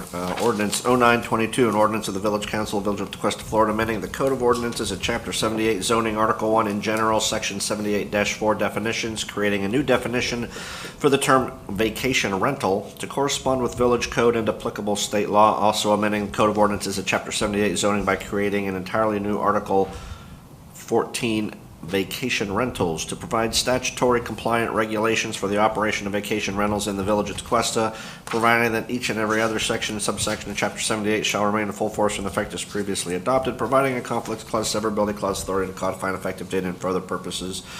This is first reading. Council saw this issue several months ago, and we made we reviewed the draft document at that time. Based on the direction from council at that workshop, we adjusted the enforcement mechanism, but this ordinance will give you statutorily compliant regulatory authority over vacation rentals in the village to the extent that state law allows us to regulate them. Okay. Comments or questions from council? I only had one question, and it's kind of an oddball one. It mentions in here that because vacation rentals are essentially a business, the property would have to require a telephone landline, but it doesn't specify what kind of landline. Could it be a voice over IP with the phone number registered to that address? Or is it You're just, asking, would that qualify as? or does telephone landline, is it as a whole mean any kind of phone that is registered to that address? I suppose it would mean any phone Okay. registered to the, but not, I mean, in my mind, the difference between a landline or is it's not a cell phone. It's a Right, dedicated okay. phone to that property. Because a lot of properties also don't necessarily use cable anymore, so they use all those Sure. other types of streaming services, but they can run a telephone line through that service, and you can register the number to the address, but it just doesn't specify if it had to be. You know, Mr. Gomberg happens to be in the audience. That technical question, I don't know the answer to, but Brad might have some insight on whether VoIP qualifies as a landline or not. Well, it's actually going to have to in the near future. AT&T is phasing out all copper. Okay. As a matter of policy, they're literally like ripping it up. And in the next few years, it's going to be completely unavailable. So it's going to have to be VoIP. So it really just means Yeah, but a landline. telephone that is stationed at the property that is registered, because if someone has to call 911 and they aren't familiar with that address right off the top of their head, if they pick up that phone though, it automatically. It's my understanding that Okay. is the intent of that requirement. Okay. And that should qualify. I just wanted to make sure, because it was kind of a safety issue as well. So can we limit question. the number of business license? No. Okay. And then is there a limit on the annual fee that we need to come up with today? It would need to be reasonable under the circumstances. There's no statutory hard number. But you know, that would be something you'd want to consider. staff time involved with the inspections and processing the registrations. Enforcement tends to capture its own costs through, when we take a case to the code enforcement magistrate, we can collect administrative costs that represent the out-of-pocket expense of the village in bringing the case, but you certainly would want to take all of the administrative effort into account in determining what that number would be. And we can bring back a recommendation to the council on second reading with the resolution that amends the fee schedule. That would be the appropriate time to adopt the fee. At that time. Okay. And then does this give us the authority that if there's multiple complaints at a location to revoke that license? So the way we structured the enforcement mechanism, that is, I just want to, there are suspension and revocation opportunities now, and we have written criteria into the code that we would have to meet, for falsifying application. If the operation has become a public nuisance under the code or at common law, if it violates the village's alcoholic beverage code, if the activity is manifestly injurious to the public morals or has been operated in such a manner as to injure the health, safety, or welfare, disturb quiet enjoyment of citizens in the nearby vicinity. Those are the criteria that would allow the village to bring it to the magistrate and ask for the registration to be suspended or revoked under the circumstances. So that's the basic criteria, and that's how that would work. And Keith, they have to provide us with documentation regarding the registration of the property for purposes of collecting the state tax for, like, what do you call it, bed tax? Bed tax. Yeah.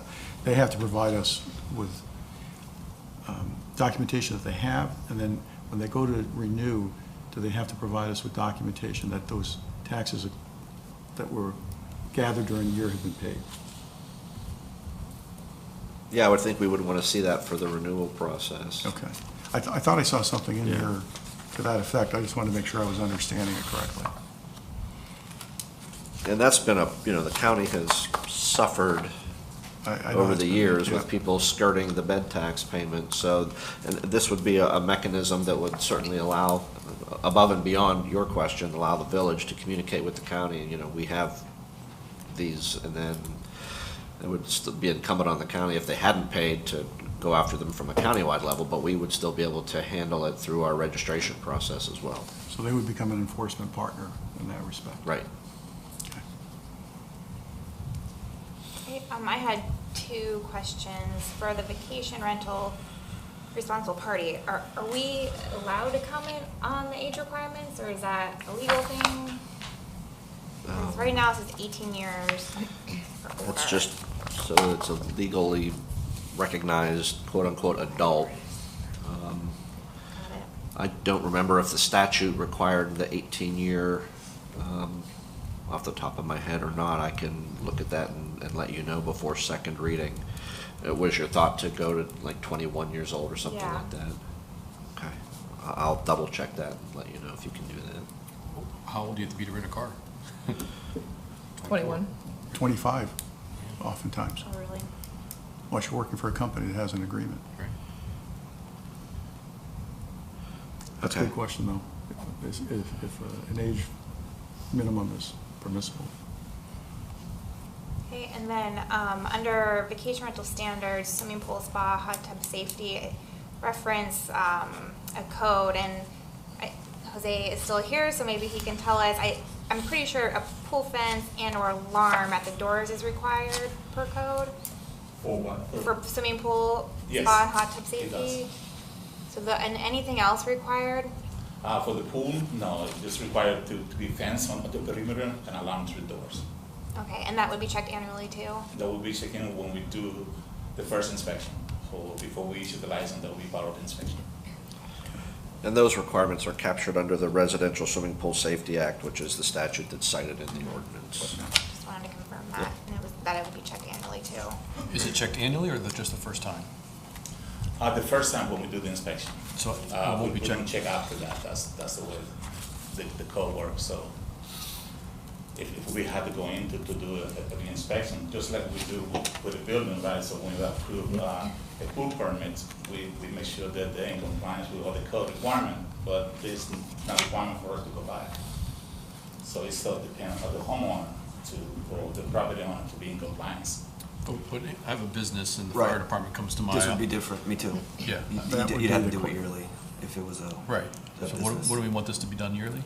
I mean, it's essentially the same as applying for your business tax receipt, and that's what you have to do. You gotta get your exit signs Yeah. checked and your fire extinguisher, so it should be the same thing. Yeah, that is required for a business, so if that's gonna be part of the requirement, of course, we can add that to it. Yeah, to me, I think, people could be coming around from all over and not, people be visiting where having pools everywhere is not very common and, We it's have just, to it's remember, just safety. how many adults we're gonna have, how many inspections do we have to do, that we're gonna increase staff, are we gonna need to hire another staff member to do that? I mean, we're willing to do anything that you ask us for, but we have to keep that in mind, what would the cost of that would be? We can do For anything. the We can do pool, anything for the pool customized. area specifically, I would fully support that because we have so many pool issues with Okay. children. Or can you just provide potentially what Cost kind of cost impact that would be, so we can consider that too? To inspect these on an annual basis. Are you talking about just the pool, or are you talking about the units in general? Because again, it isn't just a home. You could have somebody that's in a building where you could have multiple people that are offering up their units on this basis if the HOA permits it, so, or if there's a complete ownership. So, are we saying that, I agree, it's not like a commercial business, but do we want to make, and Keith, I don't know if this exceeds our authority, but do we want to make any annual code inspection of the premises as well as anything like a pool, a regular routine to make sure that those units stay in compliance? Check for the phone line. Well, this ordinance requires the annual inspection. Right. I thought Okay. that was the whole That's why I point. thought it was in there already, so, okay. So that would include the pool and the unit itself, or whatever, The language is that once issued, a vacation rental must be properly maintained in accordance with vacation rental standards herein and will be re-inspected annually. For an inspection, all violations must be corrected and re-inspected within 30 days. Failure to correct the inspection deficiencies will result in suspension of the vacation rental permit until violations are corrected. It goes on to talk about the process where the responsible party has to make an appointment and has to be on site to allow the inspector into the property, and if they don't, then there are consequences for making an appointment and not being there to accommodate the inspection. so we're saying it's already in there, so you need to give us. So the question would be, who's gonna perform the inspection? It's gonna be the building department, so it's gonna be fire department. So the fire department do the annual inspection for the commercial. So if we're gonna, put that to us, then we need to know so we can come up what the cost would be for us to, what kind of staff that we're gonna need. The permit process and inspection process and all that. So we Bring can that come up. back to you guys next month. So We'll that come up with something. Like across the board, maybe all departments with the annual inspections, because it's not just gonna be a building department, right? Well, I mean, it can be.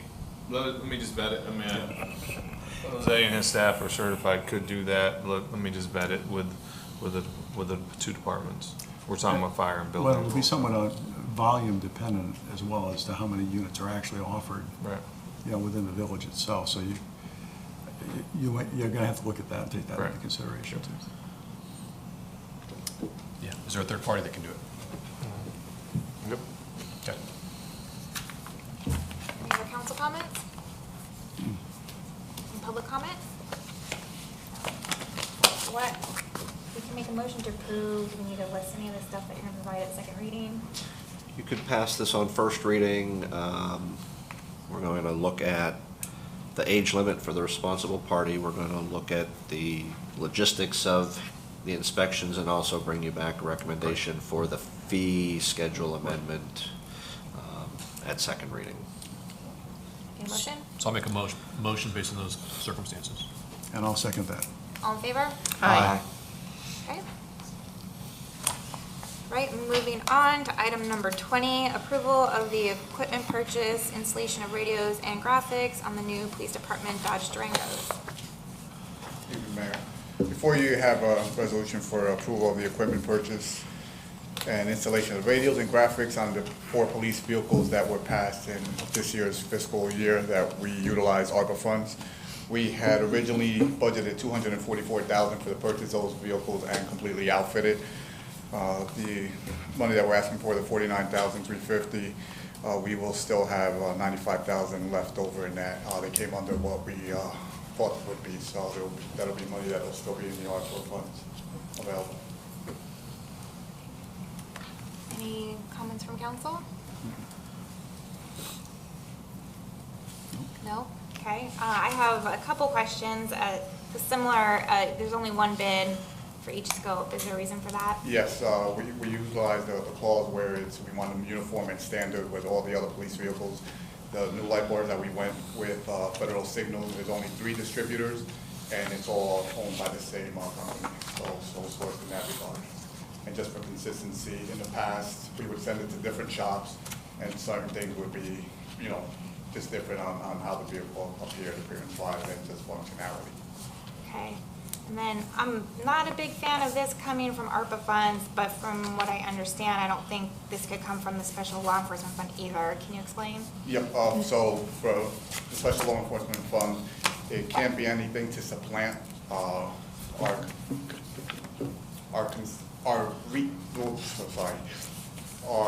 Normal and ordinary? Our existing fleet.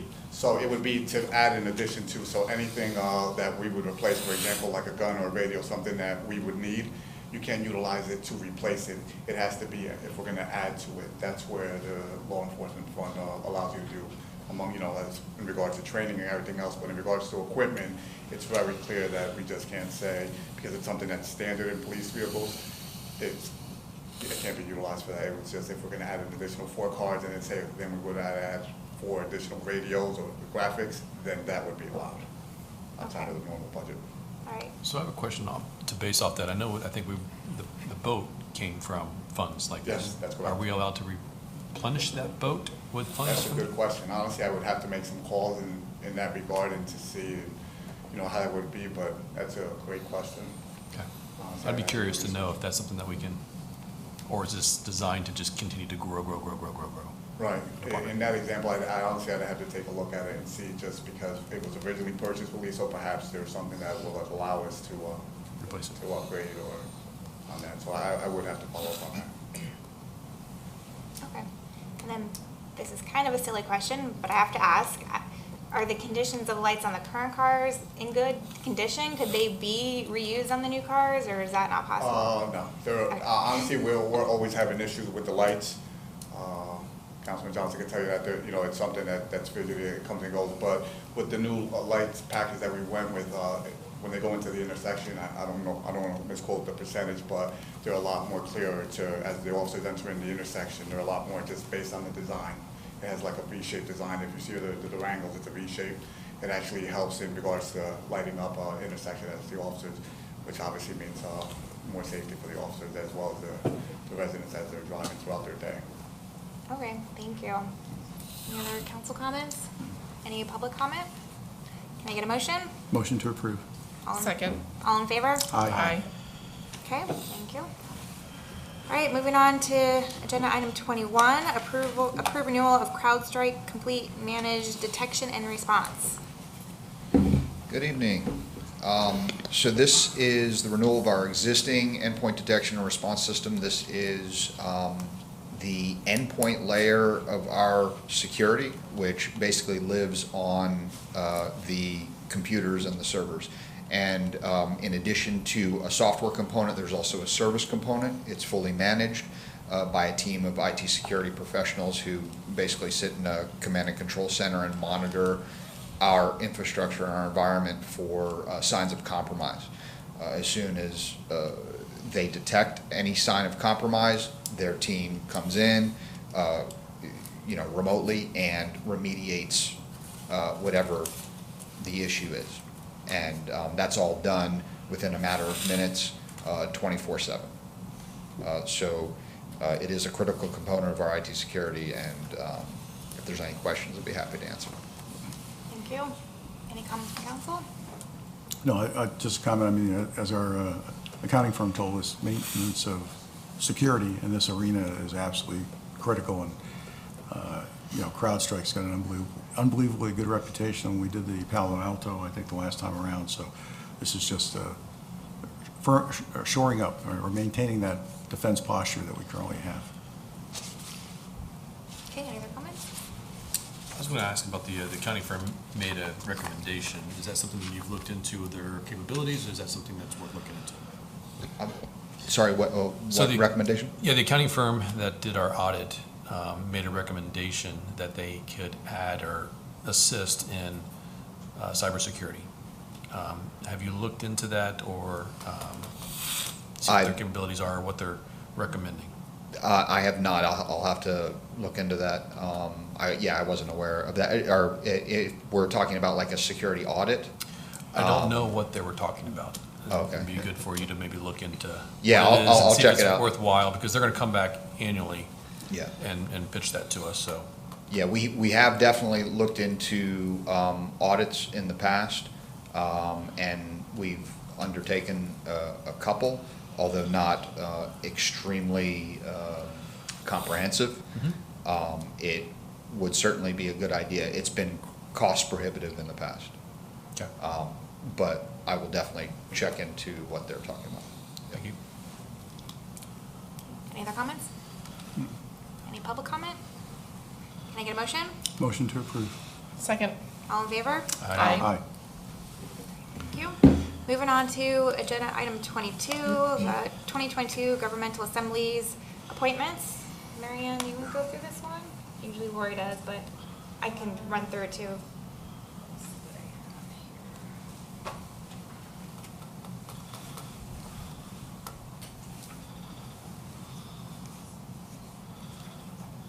I can run through it. Do you want me? I have it in front of me. Sure. Okay. All right, I'm just gonna go down the list and you can volunteer.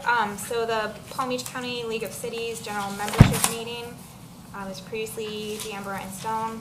I will say, as some of you know, I was appointed to the Board of Directors for Palm Beach County League of Cities, so I wouldn't mind taking on any of the League of Cities items. Perfect. Clear those out, Yep. okay? No, I think you should. Yep. You want a second? Be the second? I can be the second unless you want to. Yeah. I would say you Okay. you've been doing it before. All right, that's fine. Just a note, I was told that this is the first representative from the village of Tequesta that has ever sat on that board, so kind of neat to have Ms. Young on that board. Very cool. Okay, so, I'm sorry, who's second for the Palm Beach County League of Cities General Membership? Yeah. Okay. Are you right? You're writing this down? Okay. And then the Florida League of Cities Annual Conference. That's you. But that's me, and I guess before I had And council, anyone so from anyone can go to council. that one. Correct. Okay, great. All right, Palm Beach Countywide Coastal Council, that was previously Councilmember Brannon, and the backup was Councilmember Prince. They don't meet. Oh, that's not one that meets? Well, they do, but it says needed, and They don't meet. there's a couple of these on here that just aren't really consistent. Okay. Aaron, jump on that one. Yeah. I already told Jim I want to go. I already volunteered for all the ones that don't meet. So that's our take. No joke, he did. The first question. So Laura will just leave your name on there, and then does anyone, it doesn't sound like we need a backup really, so we'll just leave your name, Lori, if they meet.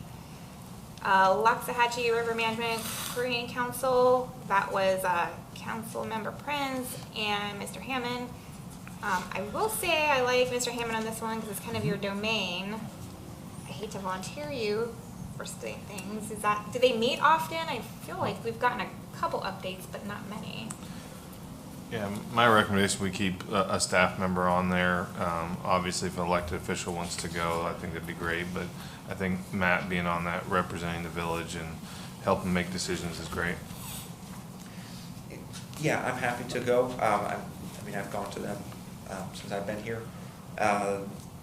The other, all the other municipal partners do have a member of their board as one of the representatives. Whether they go or not is a different story, but they do all have a member of the board on there as one of the representatives.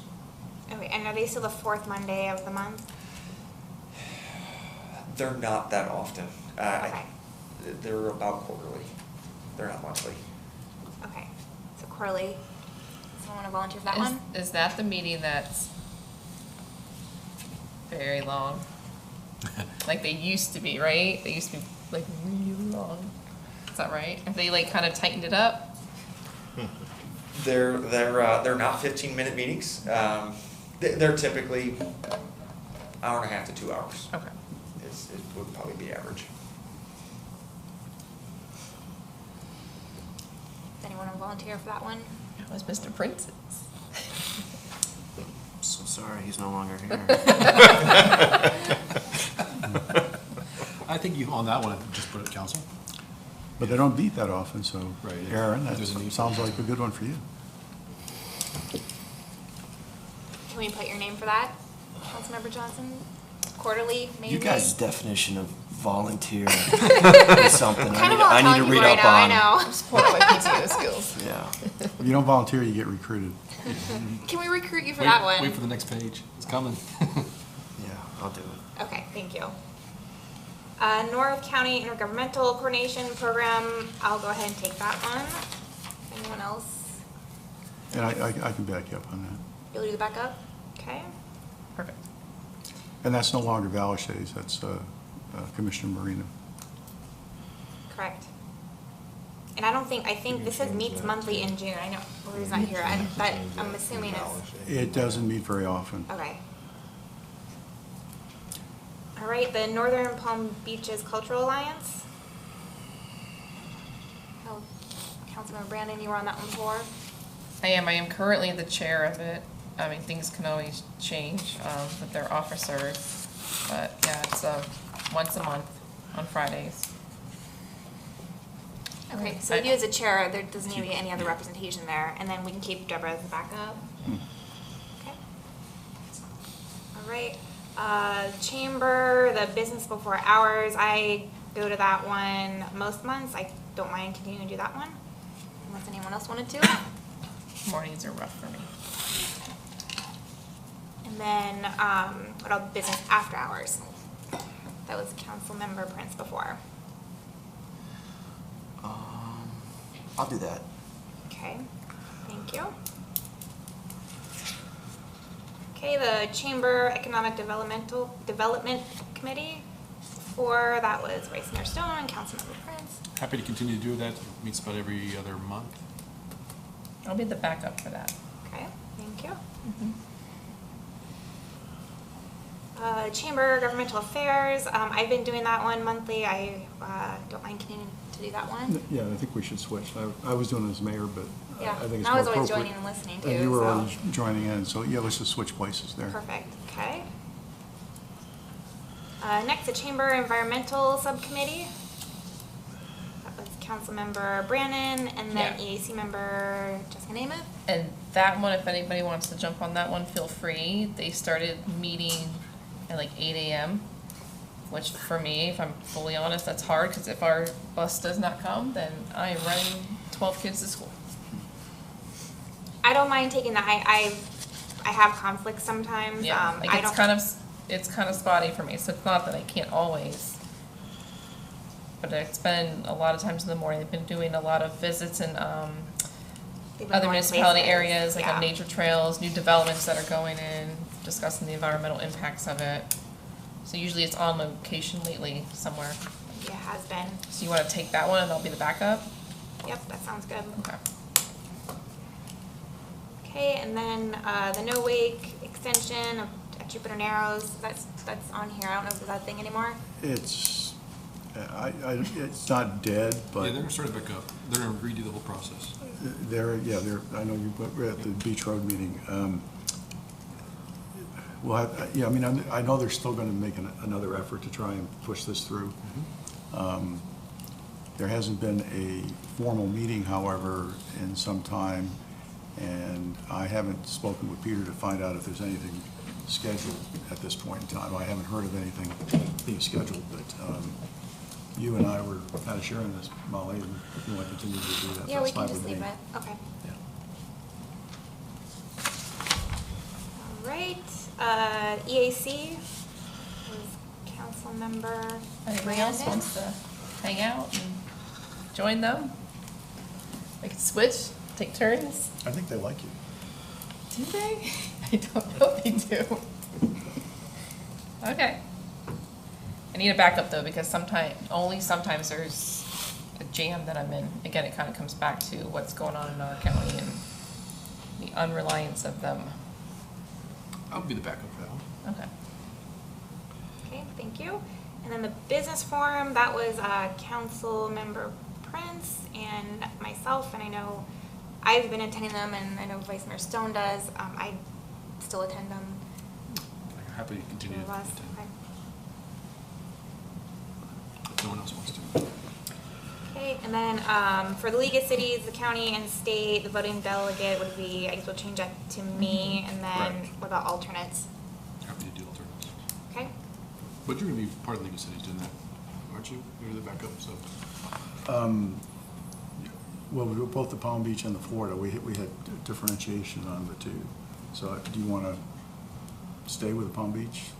No, I'd say go ahead and do it. That's fine. I can do the alternate. okay, so who's the alternate for Palm Beach? Me. And the state? And I can do the state too. Okay, that is it for the committees. Do we need a motion? Yes, please. Yeah. Motion. I'll make a motion based on the changes we discussed tonight. And I'll second that motion. All in favor? Aye.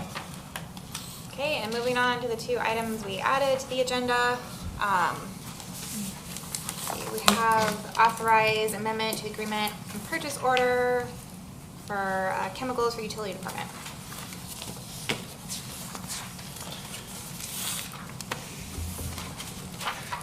Good evening again. Start off, we worked hard to plan ahead and bring you agenda items in a timely manner. But on this item, work with Keith. We brought this one to you in an expedited manner because of its time-sensitive nature and the criticality of it to the water plant. Chemical pricing's been rough the last 2 years. Sodium hydroxide is one of the chemicals that the water plant uses to adjust pH. The village has an agreement with Odyssey Manufacturing that we entered into after an RFQ process. They were the lowest submitter on that, and so they reached out with a letter requesting a 27% increase in their price through the remainder of their agreement, which ends on October 1st of this year, so the last 6 months of the agreement.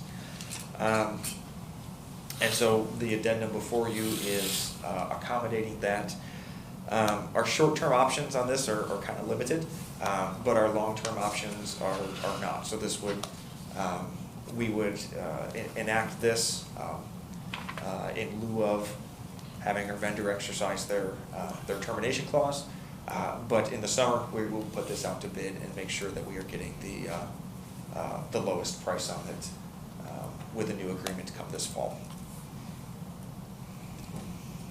Matt, based on some of the conversations we already had about, issues around, well, obviously we've got, inflation's running strong, and I understand the issue around chemicals. I suspect that any vendor would likely be coming to us at this point in time for an increase, and I'm sure other vendors for other municipalities are doing the same thing. So, what you're looking down the road when this thing does end, what's your expectation? I mean, is it likely that this vendor is going to be as competitive as anybody else, or do you really think they're taking advantage of the situation, leveraging the right to terminate, and using that kind of to strong arm us, or what's your view of what's taking place here? Yeah. So I Personally, I try not to judge the intent of others. I can tell you that the vendor has been a good partner over the term of the agreement. They did provide backup to help justify the change in the market for chemicals, and this one in particular. So I don't haven't been shown any reason to believe that this is a strong arm tactic. It's a short term. This is for the last 6 months of the fiscal year. This has been a 3-year agreement. So I haven't seen anything that would indicate this is some sort of underhanded tactic to try to take advantage of the situation. And again, the contract's up on October 1st. We will absolutely be putting it out to bid this summer and making sure that that we're getting the most competitive price. And I wasn't necessarily implying, I didn't want to imply that they were doing that. Yeah. But we all know what's happening with inflation and price increases in particular products. We've obviously seen prices in some segments move significantly higher relative to some others, and I know this is one where there are a lot of price pressures, so. Chemicals has been the one where we've gotten beat up the most. Followed by certain, not all, and it's kind of interesting, it's a little spotty on the materials. Some materials have shot up a lot, and others have been surprisingly reasonable. But chemicals has definitely been the one that we've gotten beat up the most. And not just us. I've had conversations with my counterpart at Jupiter, and they're feeling the same thing. Talking a 40% increase in their chemical costs over the year-over-year. And just so we're clear, for the previous 2.5 years, they did not raise prices to the contract. They raised them according to whatever was correct. It was tied to the appropriate CPI. Right.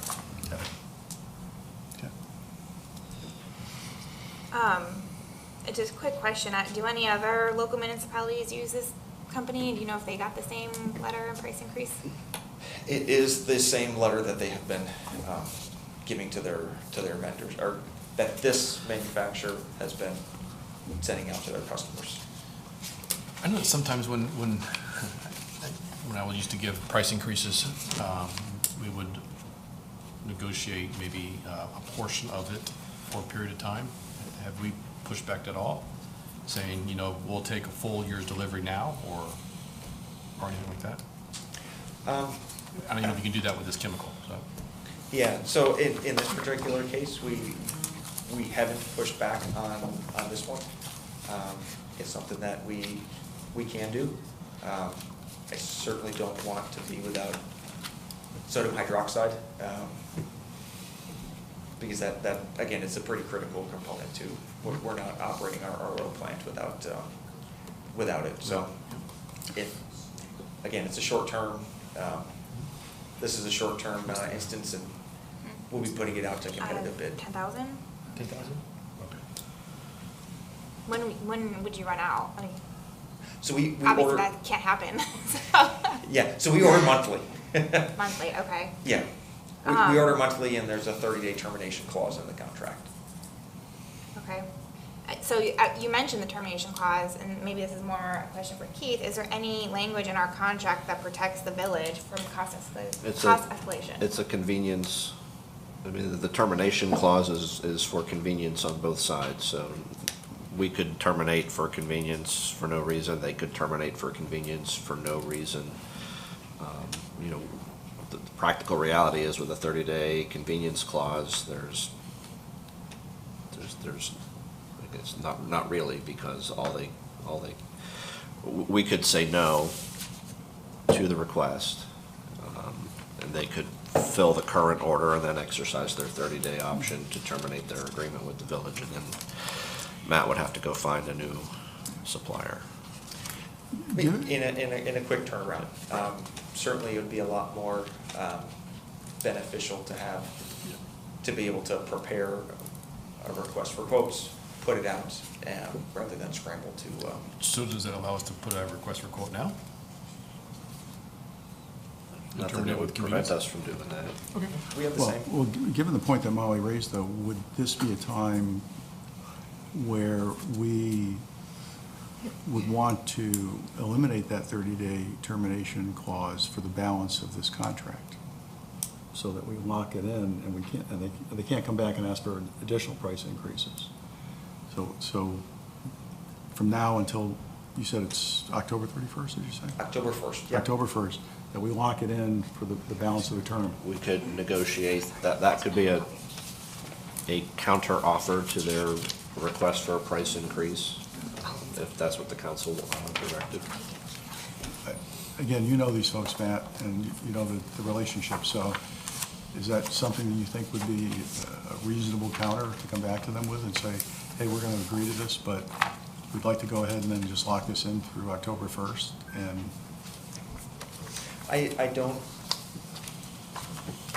I'd be surprised if we had pushback over that, based on the history with the vendor. It would just come down to the timing of it, of incorporating that and getting that approved in time to be able to keep our shipments coming in. I don't know, what does everybody else think? Is that something that's desirable or beneficial from our standpoint, do you think? So I would just offer this, approve, if you guys are willing, approve the price adjustment, and then just task staff with trying to negotiate or lock in that rate, and then, not necessarily make it part of the motion, and then I can report back what how we did in that negotiation, but that'll allow us to make sure that we're gonna have that chemical moving forward and not be tied to, Right. in addition to that agenda item. So, we will do our best to lock in a rate and/or get the rate down lower, or make it beneficial for us moving forward. Okay. But if you lock in the rate and say the rate's lower, Right, good change. I mean, you want to be in an opportunity to capture lower rates too. Right. Yeah, but they're not going to lower it. Yeah, I don't know what the likelihood is of things lowering in the next, 5-6 months. Probably not, I'm just saying. No, and Things to think about. And you're right, it is a double-edged sword, and certainly if, in a longer term situation, I completely agree with you. You'd want to have some language in there that protected you if prices were to drop in a meaningful way, but I don't know if in this environment, whether that's really much of a risk now. I mean, it's whatever what everybody wishes to, however everybody wishes to proceed here. In their note, they talk about supply issues, losing some manufacturing. Is there concern of lack of supply? Not at the moment. Just the number of options is reducing. Okay. And is there any opportunity to revisit contract language to protect the village anymore on these kinds of things? I've seen a lot during COVID and everything we've been dealing with. I've seen a lot of contracts rewritten to protect owners a little bit more. There's always some give and take, right? You can't give too much because no one's going to sign the contract, or are we pretty locked in with the contract language? Well, with this opportunity that you've been asked to adjust, or they've asked you to accept a price adjustment, in my opinion, that would open the balance of this agreement to other considerations and negotiating other terms. We've only got a few months left on this agreement before we have to go back out anyway, so when we go back out, we certainly would have an opportunity there to adjust our standard terms. This agreement is a fairly standard form contract that we use with most of our vendors of this type, but so there's a limited opportunity based on the request right now, and then there's certainly an opportunity to do a wholesale review of terms that the council would prefer to offer out that you think are more favorable just in our standard document. So I guess the short answer is yes, there's an opportunity. Yeah, I mean, I would be in favor. I don't know whether you'll be able to negotiate a price decrease, but at the very least, I'd like to see us lock it in through October 1st and know that we have a guaranteed source of supply. We know what the price is, and then when we do the request for proposal, we can look at other language that might be beneficial in an environment, because obviously this is a very unusual environment, and going forward, if supply chain issues and some of these other things do get resolved, we may see price decreases, and maybe that's where we do want to give ourselves some added flexibility in a future agreement. that your motion? Yes. Repeat it. Yeah, you know Did you get that, Mary Ann? I think for this, it's just simply that we empower the manager to go back and Matt to negotiate the terms of the agreement, and if this price point needs to be accepted, we will accept it, but we will try to get more favorable terms, but through a guarantee of supply and pricing to the end of the current contract, which is October 1st. That would be my motion. Second. All in favor? Aye. Aye. Oh, wait, I did not open it for public comment. Public comment? No? Okay, I'm sorry. Can you? Okay. Second. All in favor? Aye. Aye. Okay, thank you. All right, last agenda item is approval of donation of $3,115 for the wrapping of Tequesta's Police Department's 2017 F-250 truck. Mayor, before you, first and foremost, allow me to apologize for the late, getting it to you all late. Funding came through literally this week, so I apologize for that.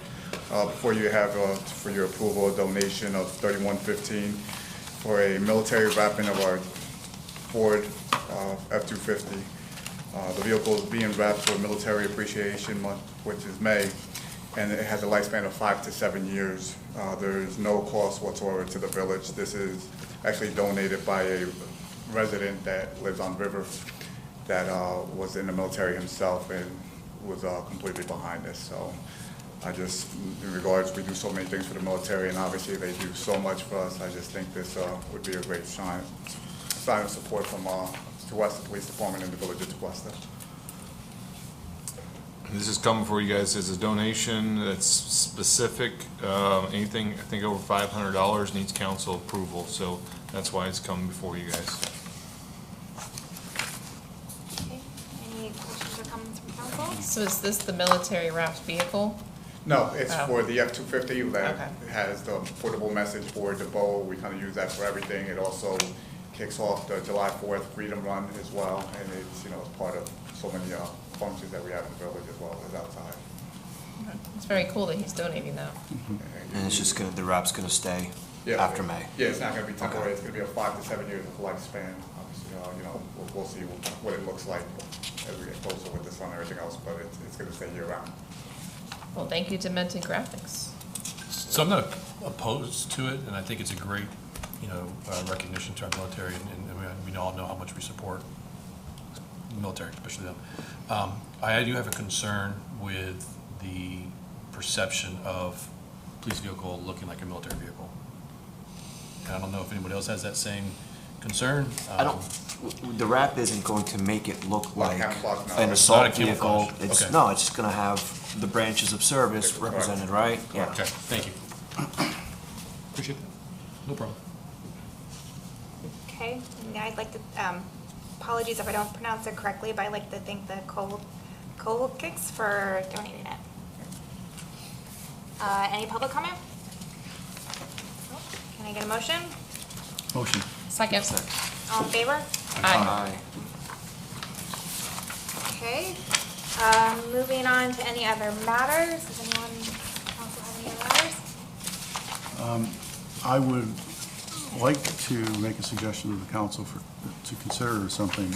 I talked with the village manager, maybe, I don't know what it was, Keith, 2-3 months ago, about what latitude, if any, we had to address the rising cost of rents, because we all know real estate is increasing, has increased over the last couple of years significantly.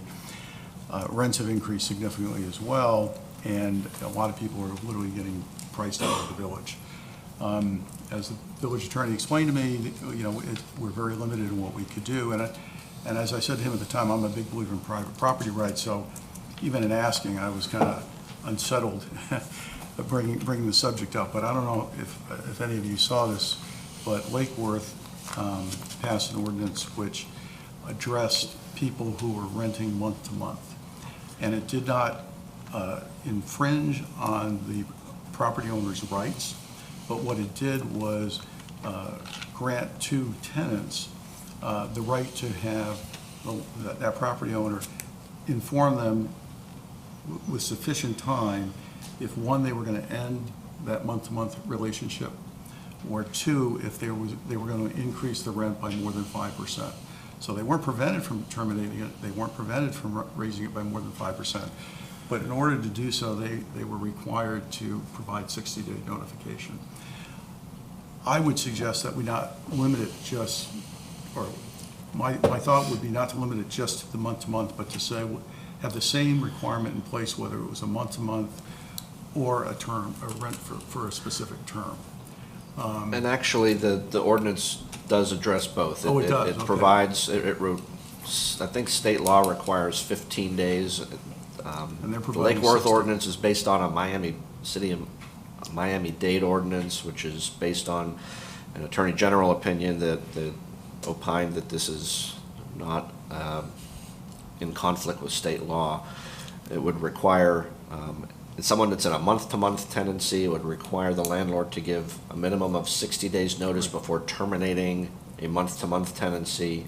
It would also require, whether you're in a month-to-month tenancy or in a lease where rent is paid on a monthly basis, it would require the landlord to provide a minimum of 60 days notice if they're going to increase the rent by more than 5%, and then it gives the tenant the opportunity to either accept that, not accept it, and gives them 60 days to make other arrangements or negotiate something in between. So that is what the ordinance does. That, and then there is legal support for doing something like that in state law. So the tenants are notified with sufficient time in advance that if they need to look for alternative housing or if they need to make a change, that they can do so.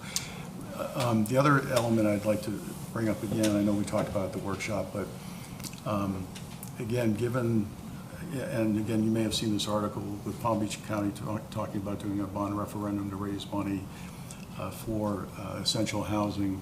I'm not sure how I feel about using taxpayer money for that purpose, but again, I would like just ask everyone to maybe have some further discussion again on essential housing and whether the property on County Line Road would be worthy of consideration. We said in the multi-use district you can have commercial or residential, but the density for residential is 18.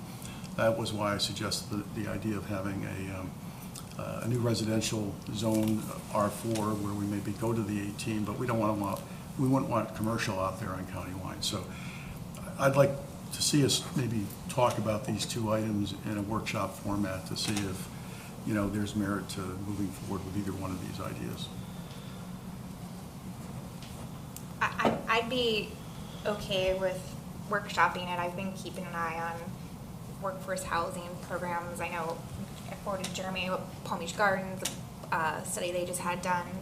Are we a good fit for that? I don't know. I think it's definitely something to workshop because I think it's a big unknown where that fits in the village right now. Yeah, so not getting into a conversation tonight about it, but if we had that discussion, I have been following those elements extremely closely because they affect my family as well. I'd be very careful of us comparing ourselves to other cities like Lake Worth and really focus on what Tequesta has as far as renter percentages and the demographics we have with the versatile of different types of families and seniors as well. So I would want that included if we had that conversation. That's fine. So just two comments. We're talking about density. We're in the middle of a charrette. I would recommend that we have the workshop after the presentation that we get for the charrette committee. Second, I get concerned when you start talking about government getting involved in control of even rent controls to a certain degree, but not necessarily the price. It just opens up the door for opportunities for future people in our position to do other things. So I would be hesitant to, not opposed to talking about it, but hesitant in that regard. Yeah, I think the state law limits very much what we can do. So what they did, and as the village attorney explained it, it's really just the idea of providing better notification in advance to tenants. So I hear you, but the tenants have the opportunity to negotiate that when they sign the lease. No. I think we should workshop it. Yeah, we can workshop it. Move on. Thank you. Anything else? No. I do. During the charrette, last night, there was a couple people that were talking about the post office and the ambiance of the post office, and maybe since they're getting rid of the drop box, redesigning the parking lot of some sort. But I would ask that if, council agrees for maybe Jeremy to write them a letter, just saying that, there is some concern of the landscaping or re-landscaping of that, the drop box of some sort. I'm fine with that. I'll hand deliver it if you want it. Well, given that, were the comments made about the library as well? Because both of those are you could say, are eyesores. I'm just curious. I wasn't there last night, so. Traditionally, when I've written a letter, council in this format, I'll write the letter, I'll send it to you guys if you guys have any additional comments, and so that way everybody gets a chance to see. And, if anybody's ultimately against it, we can have further conversation. So I can do that, and then I'll shoot it out to you guys via email, and you guys can comment on it before it goes to them. Sounds good. Okay.